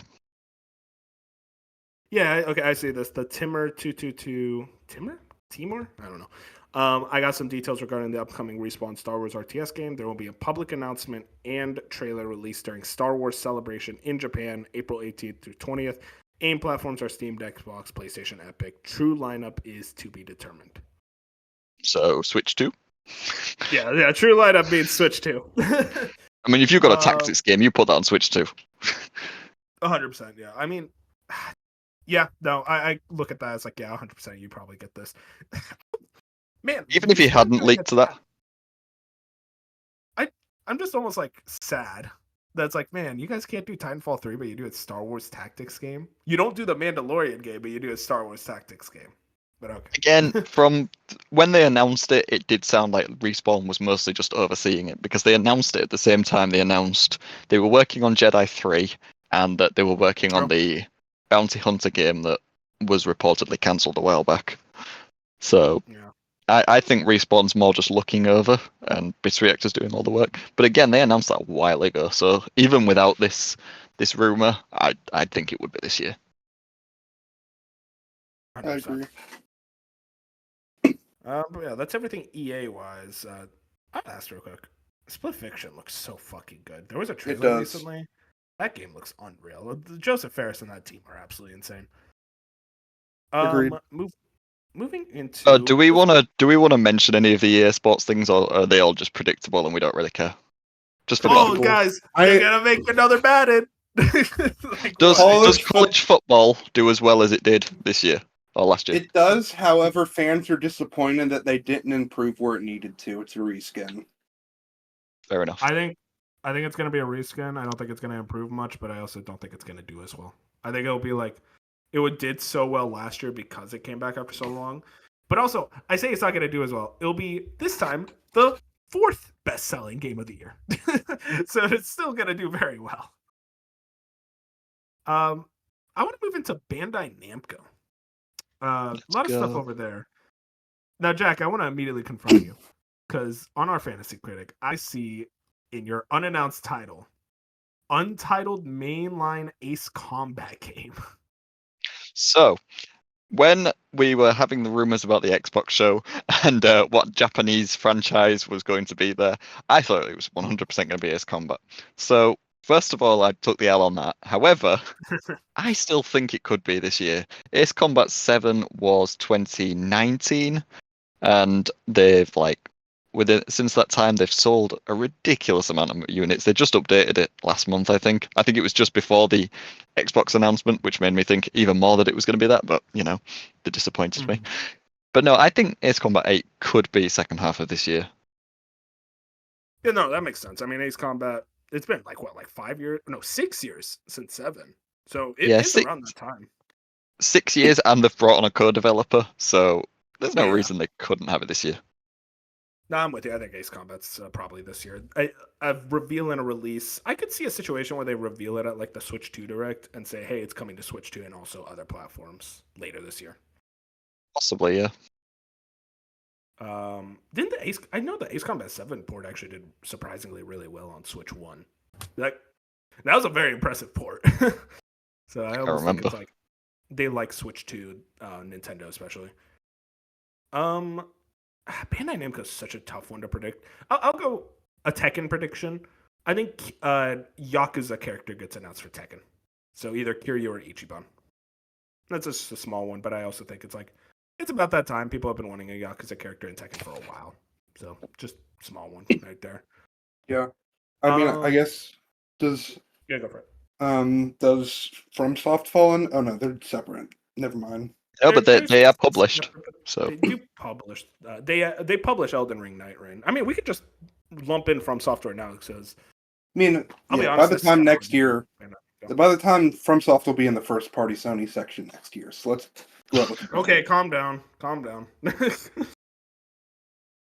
So, do you want to get into Night Rain or? Yeah, tell me about Night Rain. What's your prediction there?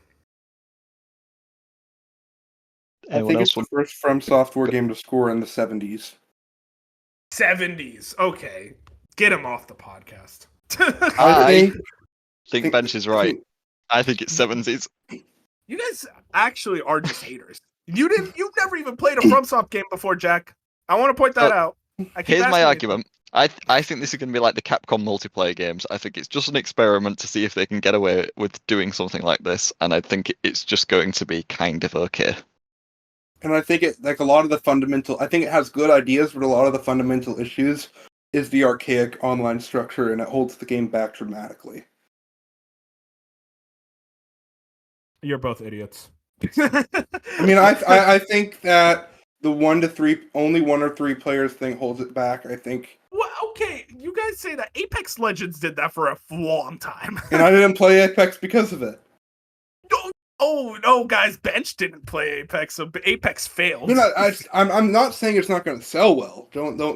But I think critically, it's going to not be loved. I thought you were gonna say it will be the first one to review in the 80s, and I was like, oh, that makes sense. Or not first one, because I know a couple of the Dark Souls games are in the 80s, but like, oh, this one's gonna review in the 80s. It's like, okay, that makes sense. No, 70s. That is a no. I mean, I think it's I a 78 or 79, but I don't think My it's the thing 80s. is, critics like FromSoft too much to put it in the 70s. I genuinely just think it's going to be as simple as that. I do think it's not going to be like a massive, like, critical darling the same way Elden Ring is, but to say 70s, I just doubt that substantially. I also think there's just not going to be enough to keep people coming back and wanting more. Obviously, it's not a live service game. That's not what we're asking for, but I don't think the gameplay loop is going to be extremely satisfying. I just love how people still doubt From Software in 2025. This year, Elden Ring sold 28 million copies. You think it's like people are going to get Night Rain? It's like, I'm done. I mean, no, we're not saying people won't buy Night Raid. I think it sells very well. You think they won't do expansions? Like, I think this will get the amount of players it needs to. They don't need the monthly players because they're not treating it like a live service. It's just a That's not what it's not monthly players or anything. I just don't think you're gonna do it once and you're gonna roll credits or whatever, and you're not gonna want to do it again. There's not gonna be a draw that makes you want to keep going through the loops. I think you're just letting your From Software hate cloud your I judgment. love. I know you Let don't it be like known that them. I love Friends. I love them. Sekiro is goated. You don't Elden Ring's love pretty them. good. Pretty good. Pretty good. 97. 96 rating. I really Pretty enjoyed it. Pretty Demon good. Souls Pretty is good. okay. Okay. Crazy that the Game remake that has changed the 90 industry. plus. Changed Honestly, the industry, by the way. actually, Imagine okay. Well, change- you might be onto something. After I played Demon Souls, I think it's 7 out of 10, maybe 6, and it has a 90 plus. I guess it's just FromSoft. I guess if you're kind of making a point. Maybe because they're much better at making games than you think. I Demon think Souls it's has crazy issues. 90 plus. It has issues. Because you're right. Yeah. But it's not a 7. Well, You know what a 7 is? It's Far Cry. A 7 is Far Cry 5. But knowing you're gonna go, well, Far Cry 5 is a 9. I mean, I don't like Far Cry, so. Nah, fair enough. We can be on that hill. Little Nightmares. You're talking to the wrong guy about loving Ubisoft. Little Nightmares, let's fucking go! Do you have faith in Little Nightmares 3 hitting? Because Fusion is hating on this game a lot for some reason. Because it's a different developer, right? Going to be the worst of the trilogy, Uh-huh. and I will still somehow like it. I mean, I doubt it's going to be coming out and it's a 60 or anything like that. It's possible. Okay, well, I don't know. It is a different developer. It's Supermassive, right? Yeah, Tassi is working on the other one, Reanimal. Yeah, Reanimal. I remember that one. Yeah, I'll talk about that in the Embracer section. But I think it comes out. I think it could even come out soon because it was originally supposed to be last year. If not, I suppose it could be October. But I don't know. They can put it out whenever, and it'll probably sell all right. The Little Nightmares games usually do sell like surprisingly well. I do really like the character designs in this new one. But yeah, again, I just think it's going to be just okay. Do we get the announcement of the next Tales game? Yes. I hope so. I'd have to imagine it's ready. It's been 4 years since. I mean, I don't think it releases this year. No, I think we could but see a it. reveal. Yeah. Did you see that Tales of the Abyss has just been rated as well? It could be the next remaster Yeah. they do, so that's Yeah, I possible. saw that one. Wouldn't shock Yeah, me if they just announced another remaster at the upcoming direct. Possibly, yeah. Just Yeah, they said they February one. really want to like do these quickly, just get loads of these out. So You might yeah, as I well, could just see them. Honestly, like Um, these remasters are really cool, but I think it'd be really interesting to see them just remake a Tales game, like Symphonia or Vesperia. Like I think those are like of that era. The two critical darlings are Symphonia and Vesperia. I've only played Vesperia, and I think a remake for one of those two would be really cool. See, I'd want them to go a bit further back and remake one of the like PS1 ones, like Destiny. But oh, that'd I be suppose cool. that would still be cool. I guess there is Shadow Labyrinth. I'm thinking I it's was gonna about come to out and it's mention. gonna suck. Oh, I think it'll be fun. I think okay. I think it's gonna be critically panned, but like you and me, Jack, I think will be the type to go. I kind of like it. Do you remember Yar's Revenge from last year?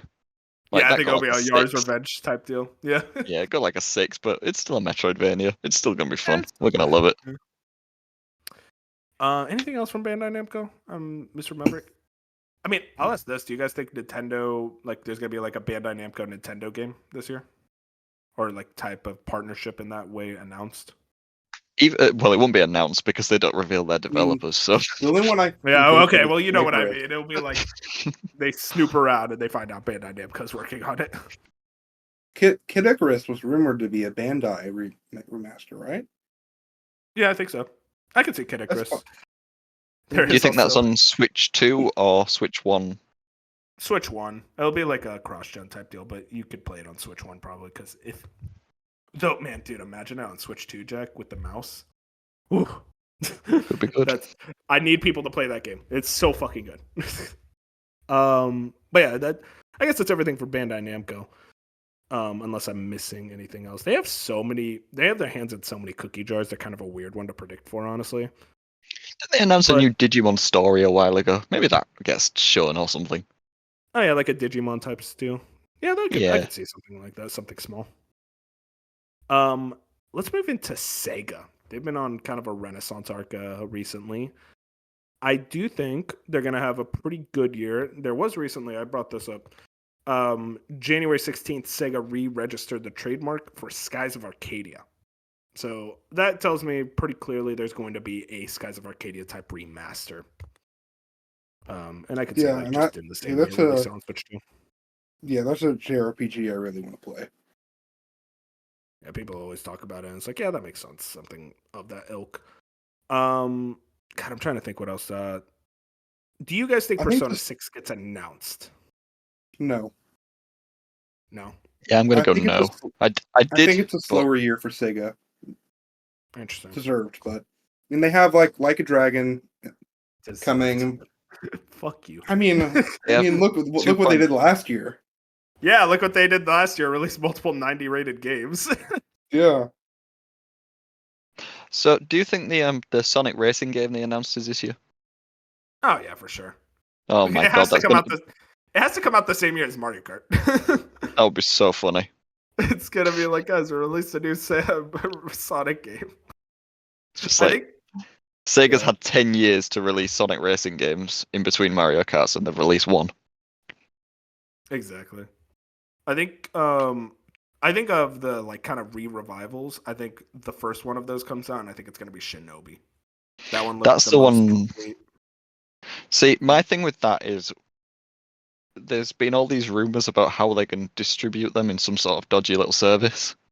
And I'm a little worried that's the case, in which case they would wait until they're all ready and release them all at once. So was that the Super game? Supposedly, that's why I'm a little worried. I do hope that it's just lots of games just released as normal. We can just have Shinobi this year. Because the way they revealed it, it didn't seem like they were revealing it in a service. Even like in press releases and stuff, they were kind of talking about them all as separate games. Yeah, they've still not given us much information, and I don't know how to react. I just see people getting excited every time they renew a trademark for an old Sega IP, but when they bring back Samba de Amigo, nobody shows up. Listen, man, I was there. We were both there. We were there for Samba de Amigo too. I do want to bring up. This is a funny one. I think Crazy Taxi and Jet Set Radio are not going to release this year, but I think they get betas this year, and one of them will be good. Which one? It's a flip of the coin, but one of them will be good, and the other is going to be a travesty. Are these the remakes or the new ones, like live service ones? Yeah, the live service ones, and one of them's like, "Oh, this is pretty fun," and the other one's like, "Oh God, no, just don't release it." And listen, Jet Set Radio fans, I'm sorry, but I'm pulling for Crazy Taxi in this situation. Oh, here's a Sega prediction. Total War. Do we think that Total War Star Wars game that was rumored comes out this year? Oh yeah, I can see it revealed. Though they already have the RTS though this year. That's the thing, the Respawn one. So I feel like they don't want to overload it. Possibly, but like depends how much Lucasfilm's involved in that. They could just like not even know that they're both releasing the same time. That is true. Yeah, any more Sega predictions from you? One more. Do we think we see Virtua Fighter?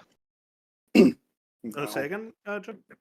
Do we think we see anything more of Virtua Fighter?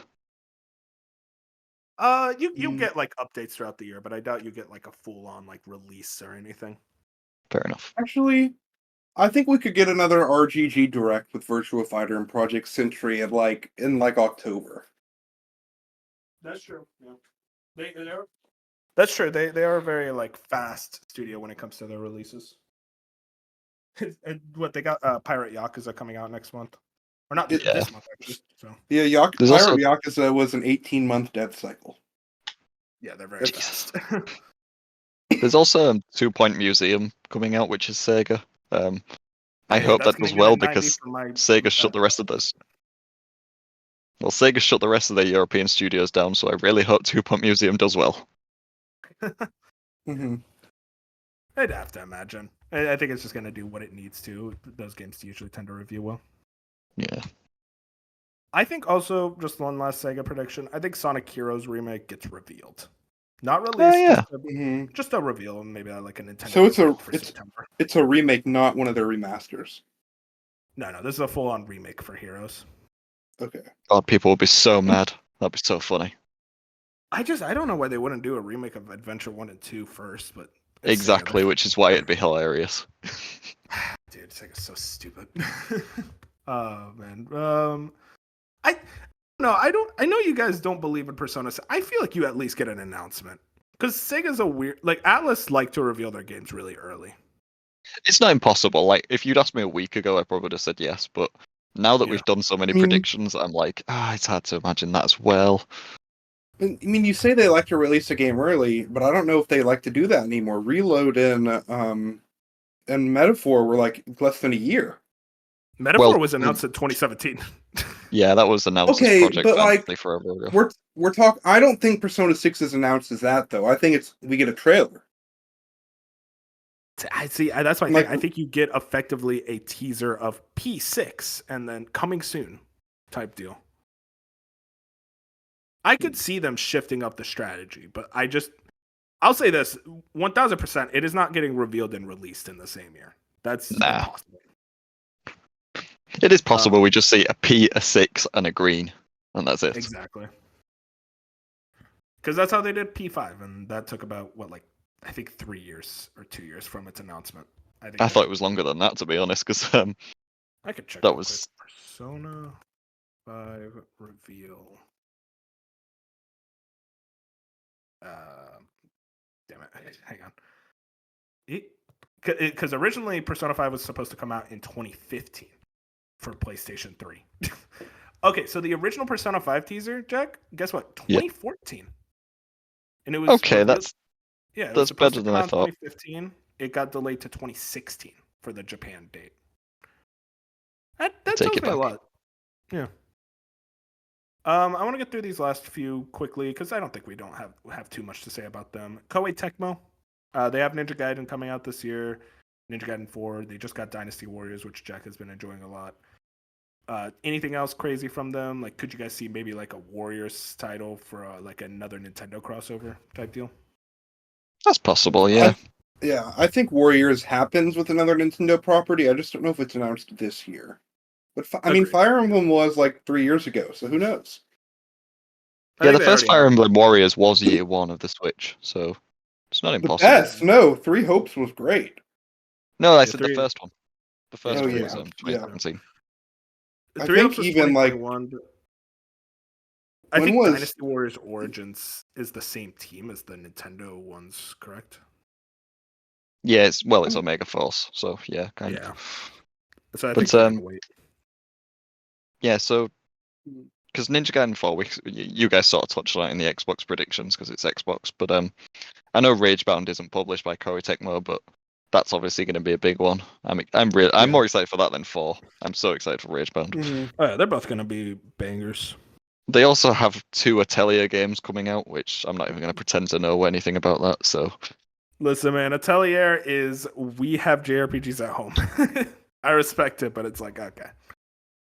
yeah, so they've kind of already released 2 of their biggest games, and it's only the end of it's only beginning of February when we're recording this. Yeah, that's the thing. Is that Koei Tecmo is very much a like you kind of know what they're going to be doing. They it feels almost like they're not going to do something completely out of left field. I feel like, yeah. unless they revive Dead or Alive Extreme Beach Volleyball. If they were men, they'd do that. Dead or Alive, it's not impossible we see a teaser for 7. It's not impossible, but I feel like 6 was such a major letdown for what they wanted it to do that they're like kind of putting it on ice for now. Yeah, but this Especially- is like the perfect time to announce one when all the other fighting games are doing well.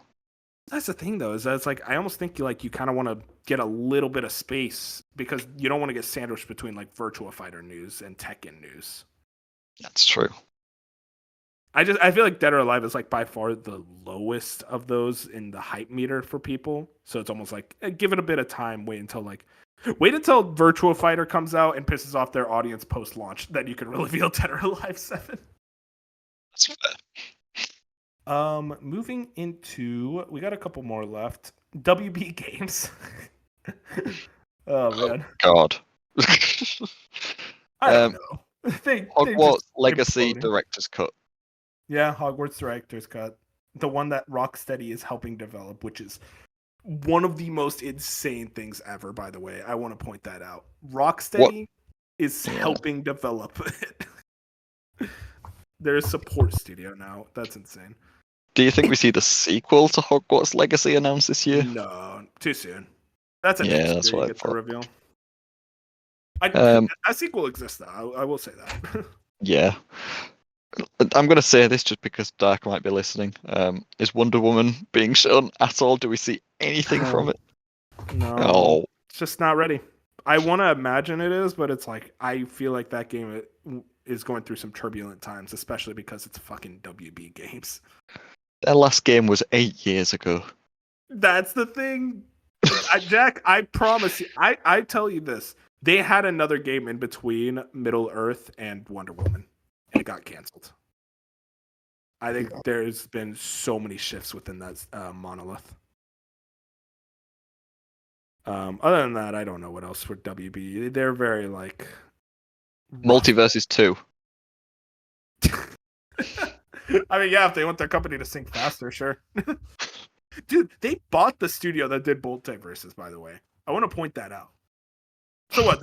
They just have them now? Like, what the fuck is that studio gonna do? Well, we already know what they're going to do with them, but it sucks. Man. Moving into THQ Nordic, the Embracer Group. Oh, hell yes. So we got Tales of the Shire. Hyped? Tales of the Shire is actually private division. Okay. Well. Damn. I don't know anything that they're making. I genuinely, I am so. Kingdom Come Deliverance 2 is Embracer. Oh, that's They Embracer? have. Yep, that's Deep Silver. Oh, I do have one. I know is Embracer. Tomb Raider. I think it gets a Tomb Raider's Amazon is publishing that, if you remember. But yes. Dude, what the fuck do they have? Okay. Amazon Games Publishing. I'm gonna add that into the predictions. Yeah, I think Tomb Raider gets revealed though. I was going to mention Tomb Raider as well. We've got to see it this year, surely. Don't they have the movie coming out soon? Well, because Yeah, they had the animated show not long back. I think they have a movie as well, and Yeah, it's like a live action joint. I Man, don't know, know. but we've got to see the new game, surely. From there, I have no idea. I mean, do you have any other ideas of a Bracer group? Do they have so- another Epic Mickey to remaster? They could do two, but I don't think anyone wants to. Nah, no one likes to. So Marvel 1943 is Embracer. They're That's publishing. now. That's getting shown this year and then delayed to next year. Yeah, there's no chance that comes out this year. Who had on the Fantasy Yeah. Critic? I don't know. Was it Moon? Moon I can't thinks remember, it's I this know- year. No way, it's this year. Yeah, there's no way. I want to believe, but it's like no. You look at that game, it's like that is a 2026 joint. So they have Reanimal set for this fiscal, but I don't think it's coming out this calendar year. I think it's probably going to be like right at the beginning of next year. They also have Wreckfest 2. Now that could be this year because I think that'll do really well because I think the first Wreckfest sold. Oh my god, Wreckfest! You just took me Yeah. back. What was it, 2019? That's I think so. It was around that time. That sold really well. They also have Recreation that they announced it forever ago, and like I think that's just cancelled at this point. Weird one. There's Metro 4. I think we see that this year. Oh yeah, Metro. That I always forget that's Embracer. I thought that was one of the Polish publishers. Well, it's a it's a Ukrainian Polish. studio, I think. 4A Ukraine. Games. Oh, Ukrainian. I mean, do you think the war kind of affected development and it may be longer than we think? If I remember correctly, they moved their studio. I I'm assume they moved just- the studio. I just wonder if it like really affected development. Yeah, their studios are in Malta now. Oh, I don't know. They announced it a while ago because, like, when they announced the VR game last year, I thought that was going to be Metro 4. So yeah. I I'd have to think imagine it's around that time for an announcement. yeah, there were 5 years between the. That's a is it more? Jeff Keighley joint. That just feels Yeah, like exactly. the SGF announcement ever. They teased Darksiders 4 last year, but I don't think we see that Yeah, no, that's just for a teaser. while. Yeah, that's a while back. Other than that, I could see a new South Park game get announced. oh my god, we were just talking about that earlier as well. Like, Dude, Yeah, I Snow Day, what a suppose. travesty. Snow Day 2. There is the Teenage Mutant Ninja Turtles game that they're making, that Last Ronin. No, that's just a long way away or getting canceled. You think? I suppose it could be. That one had layoffs recently, I don't. Yeah. so I just can't imagine that's going through something. I'm looking at the rest of my list, and like none of this looks like it could even come out this year. Never mind be revealed. So Yeah, that's probably it.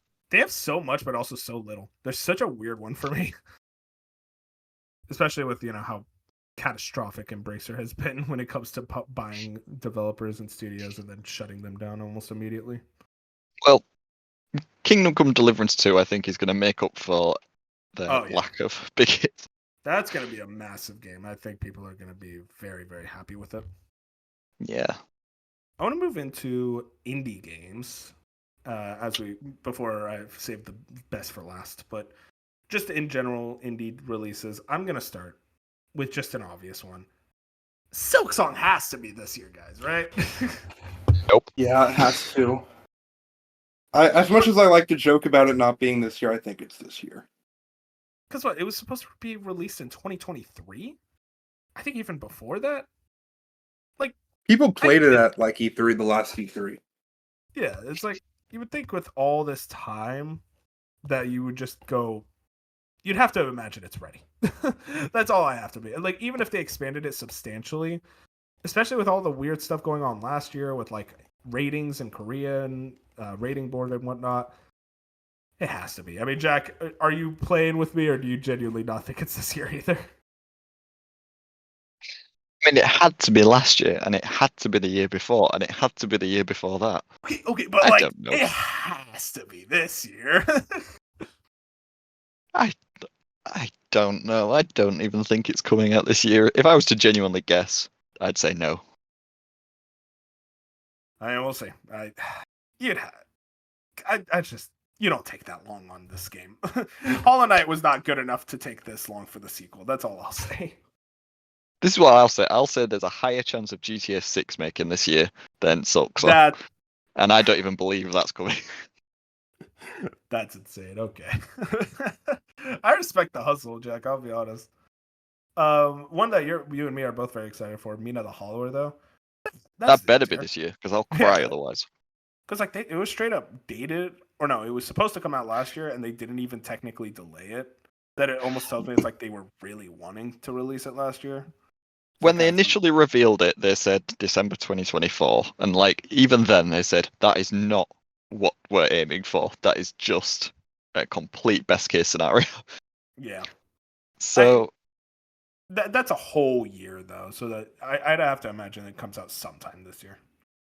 yeah, I don't think it comes out like soon, but I think it is this year still. Like Agreed. could be second half, but Any other indie games you want to shout out specifically? You mentioned earlier Reanimal. Jack? Did he die? No, he's gone. Okay. So technical difficulties. Jack just had a big malfunction. Jack, you back? I'm back. All right. Do you think Reanimal? We mentioned that earlier. Yeah, I mentioned that in the Embracer section. I think it's Q1 of next year. I can see that. Oh, yeah, next year. Okay. Wasn't it announced for this year, or am I misremembering? No, they've in their last fiscal report I read because I always read through the Embracer fiscal reports because I'm a sicko. They announced it for next fiscal year, so Okay.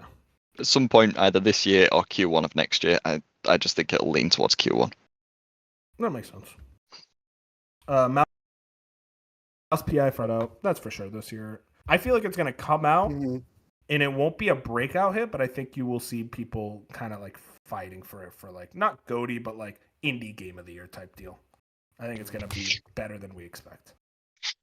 As per usual, I think the indie game of the year will be a game that we don't even know exists right now. So Yeah, I mean, that's a big possibility as well. Any other big indie titles you guys want to shout out? we don't play indie games. What do you take us for? No. Play indie games. You got Yeah. mad at me. I'm the indie guy. I Uh, already said it check. once. shout outs to Citizen Sleeper 2. You don't even love it. You don't have any respect. I haven't for started it yet. You have no respect for Citizen Sleeper. Otherwise, Great you would have game. shouted it out earlier. Yeah. Jack, we need to remove him. Oh, Demon Tides. Demon Tides is the game being made by the guy who did Demon Turf. It looks incredible. I want that. Oh yeah, this one looks really cute. I'm into this. I love. Oh, that I want that so much. That actually is one of my most anticipated for this year. I respect it. My favorite indie company is Square Enix, and we already talked about them earlier. Bench, just like stay quiet. That's all you have. They to have do. they have a publishing division. They gave you Power Wash Simulator. They also gave you Real. Kokobo Racing GP. Great game. You do not think it's a great game. Shut up. That game is awful. Yeah, you raise Chocobos better in Rebirth than you do in that game. Moving on to the last company here, Valve, and I'm just gonna ask: Half-Life 3 doesn't get announced this year. It doesn't exist. Come on, why are we talking ourselves into What this? are we, guys? There's been too much smoke. It has to be real. The that smoke game is people talking them into thinking it exists. I just can't. You have. It is on a computer screen at Valve. Maybe it doesn't get announced this year, but it exists. Someone has a Word document that says Half-Life 3, lol JK. Yes, that's correct. It's on the computer screen. You mean to tell me they did Half-Life Alex and they were like, all right, never again? They have their new hero shooter. Yeah, Deadlock. They can reveal multiple. They have multiple teams. Deadlock hasn't even been revealed yet. That'll get revealed this year. That gets revealed, but Half-Life 3 also gets revealed this year. There'll be a Half-Life skin in Deadlock. I- Maybe it's the third skin they reveal.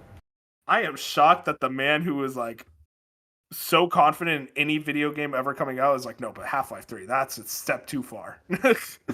I mean, I've never played a Half-Life game, so I can't bring that confidence I have with games that I have played. No, but like to say it doesn't exist is insane to me. Jack, be real with me. Come on, I'm the most pessimistic person in this group. Do you really think I think Half-Life 3 is coming out? You think it exists? You really think it just does not exist at all? I think there is a very, very, very small team concepting it within Valve. I feel like it's crazy that you guys are so adamant that Half-Life 3 is not even a real thing. It could be real, but again, I just don't think it's happening anytime soon. All right, fine, fair enough. Crazy, but sure. All right. Well, do you guys have anything you guys want to shout out? Any other companies that we did not talk about? No. No. All right. I can't think of much else, so I think I got all the companies I needed to. The only other one. Oh, go on. Go ahead. No, go ahead. No, the only other one I wrote down was like Focus Entertainment, but even then, like, they have Roadcraft coming for Bop. They have John Carpenter's Toxic Commando. We're all excited for that. Yeah, I forgot about that. Dude, shout out to John Carpenter, man. He's a great guy. I love how they've just gone completely silent. That was supposed to come out last year, and they did a beta, I think, in October, and then they've just disappeared since then. All right. Well, boys, I think that's it for the third-party predictions. I do want to shout out, I made a poll in the Slice of Gaming Discord just now, and 4 people already voted yes that Half-Life 3 is a real video game. Hold up, let me find that poll. There we go. You and Bench are the only ones hating. I just want to point that out. These people are insane. You think Colin, Dark Infusion, and me are all insane people for thinking Half-Life 3 is a video game that's real. Yes. Half-Life 3. You guys are insane. Okay. I can't believe it's a crazy thing to say Half-Life 3 will come out one day, but all right. It's crazy. Let's get into what we've been playing. We've been recording for a while, and I don't even want to talk to you people anymore. I mean, you first, Jack. Oh, I guess I'll go first. I've been playing Alan Wake 2. Yeah, Alan Wake 2, the runner-up game of the year for 2023. I am about 10 hours in, and I'm deeply in love with this game. I finished the Wii Sing portion. I'm sure everyone knows what that is, and that was fantastic. Just everything about this game, its characters, its presentation, like its just direction is engaging in pretty much every way. So I'm continue to just really enjoy Alan Wake 2. And then Yakuza Kiwami I finished up. I finally went back and finished it. It's a really good game. Still not as good as Yakuza 0, backlog game of the year at the Soggies. But I really did enjoy Yakuza 1 and the story it had to tell with Kiryu, and can't wait to continue through the series. That's fair enough. It is interesting. Yakuza Kiwami 1 and 2, they're remakes of 1 and 2 for the PS2, but they never went ahead and did remakes for 3 through 5. I always think it's like, it'd be interesting to get a Yakuza 3 remake. I hear 3 is the only one that probably needs it the most. So yeah, that's kind of what I hear too. Jack, how is Dynasty Warriors? I really want to hear this too. Let me hear Dynasty Warriors Origins. Dynasty Warriors is so good, you guys. Yes, hell yeah. I think I'm about 25 hours in, roughly, and I'm still not even halfway, just because I'm doing everything. Not even intentionally. It's just so satisfying. Every single weapon that you get in the game is perfect. Like, they are all so much fun to use. There isn't like, I can't even pick one as my favorite. I just like using all of them, and like you keep getting new tasks to try and use different ones multiple times. Like get so many kills with this weapon, get so many kills with this weapon. So you're always rotating it, which is actually quite cool because you get to experience all of them. The story is kind of mid, but it's kind of what I Oh, expected. it's Dynasty Warriors. You're not really going in for a story. Yeah, the only Warriors game I've ever played with a good story was Persona 5 Strikers, and that barely counts. So Yeah. it is what I expected. It's the Three Kingdoms. So if you know that's how all that plays out, you kind of know what's going to happen here. So obviously with it being the Three Kingdoms, at a certain point you have to pick one of the Three Kingdoms, and to be honest, I did find it quite difficult to choose. To the point where I'm genuinely thinking after I finish it, I will probably go back and replay the whole game as the other You're two. gonna go back and do the Dynasty Warriors retrospective. I don't know yet. Fair enough. Yeah, I did want to play 2 before this one came out, but I was like, nah, I won't bother. But no, this game altogether, it's just so much fun, and like it's kind of just what I needed right now. Like I finished Indiana Jones and it was good, but I was kind of a bit burnt out towards the end, and this game is just there's just no thinking Just required kill. for the most part. Just kill, and like the battles, they are insane. I've been talking about them in the Discord a lot, but the amount of enemies on screen, you can barely comprehend it at times because they are all just doing their own thing. They're all like individual, but they are just pawns for you to slaughter. And you do some moves where you just kill hundreds upon hundreds at a time, and the console doesn't even stutter a little bit. It is insane.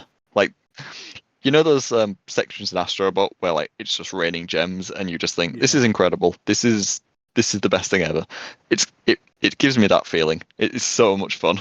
Gamers like a lot of shit happening on screen at once. Yeah, it turns out. I mean, graphics suck. Let's just do that. Let's just have lots Exactly. of toys to play with.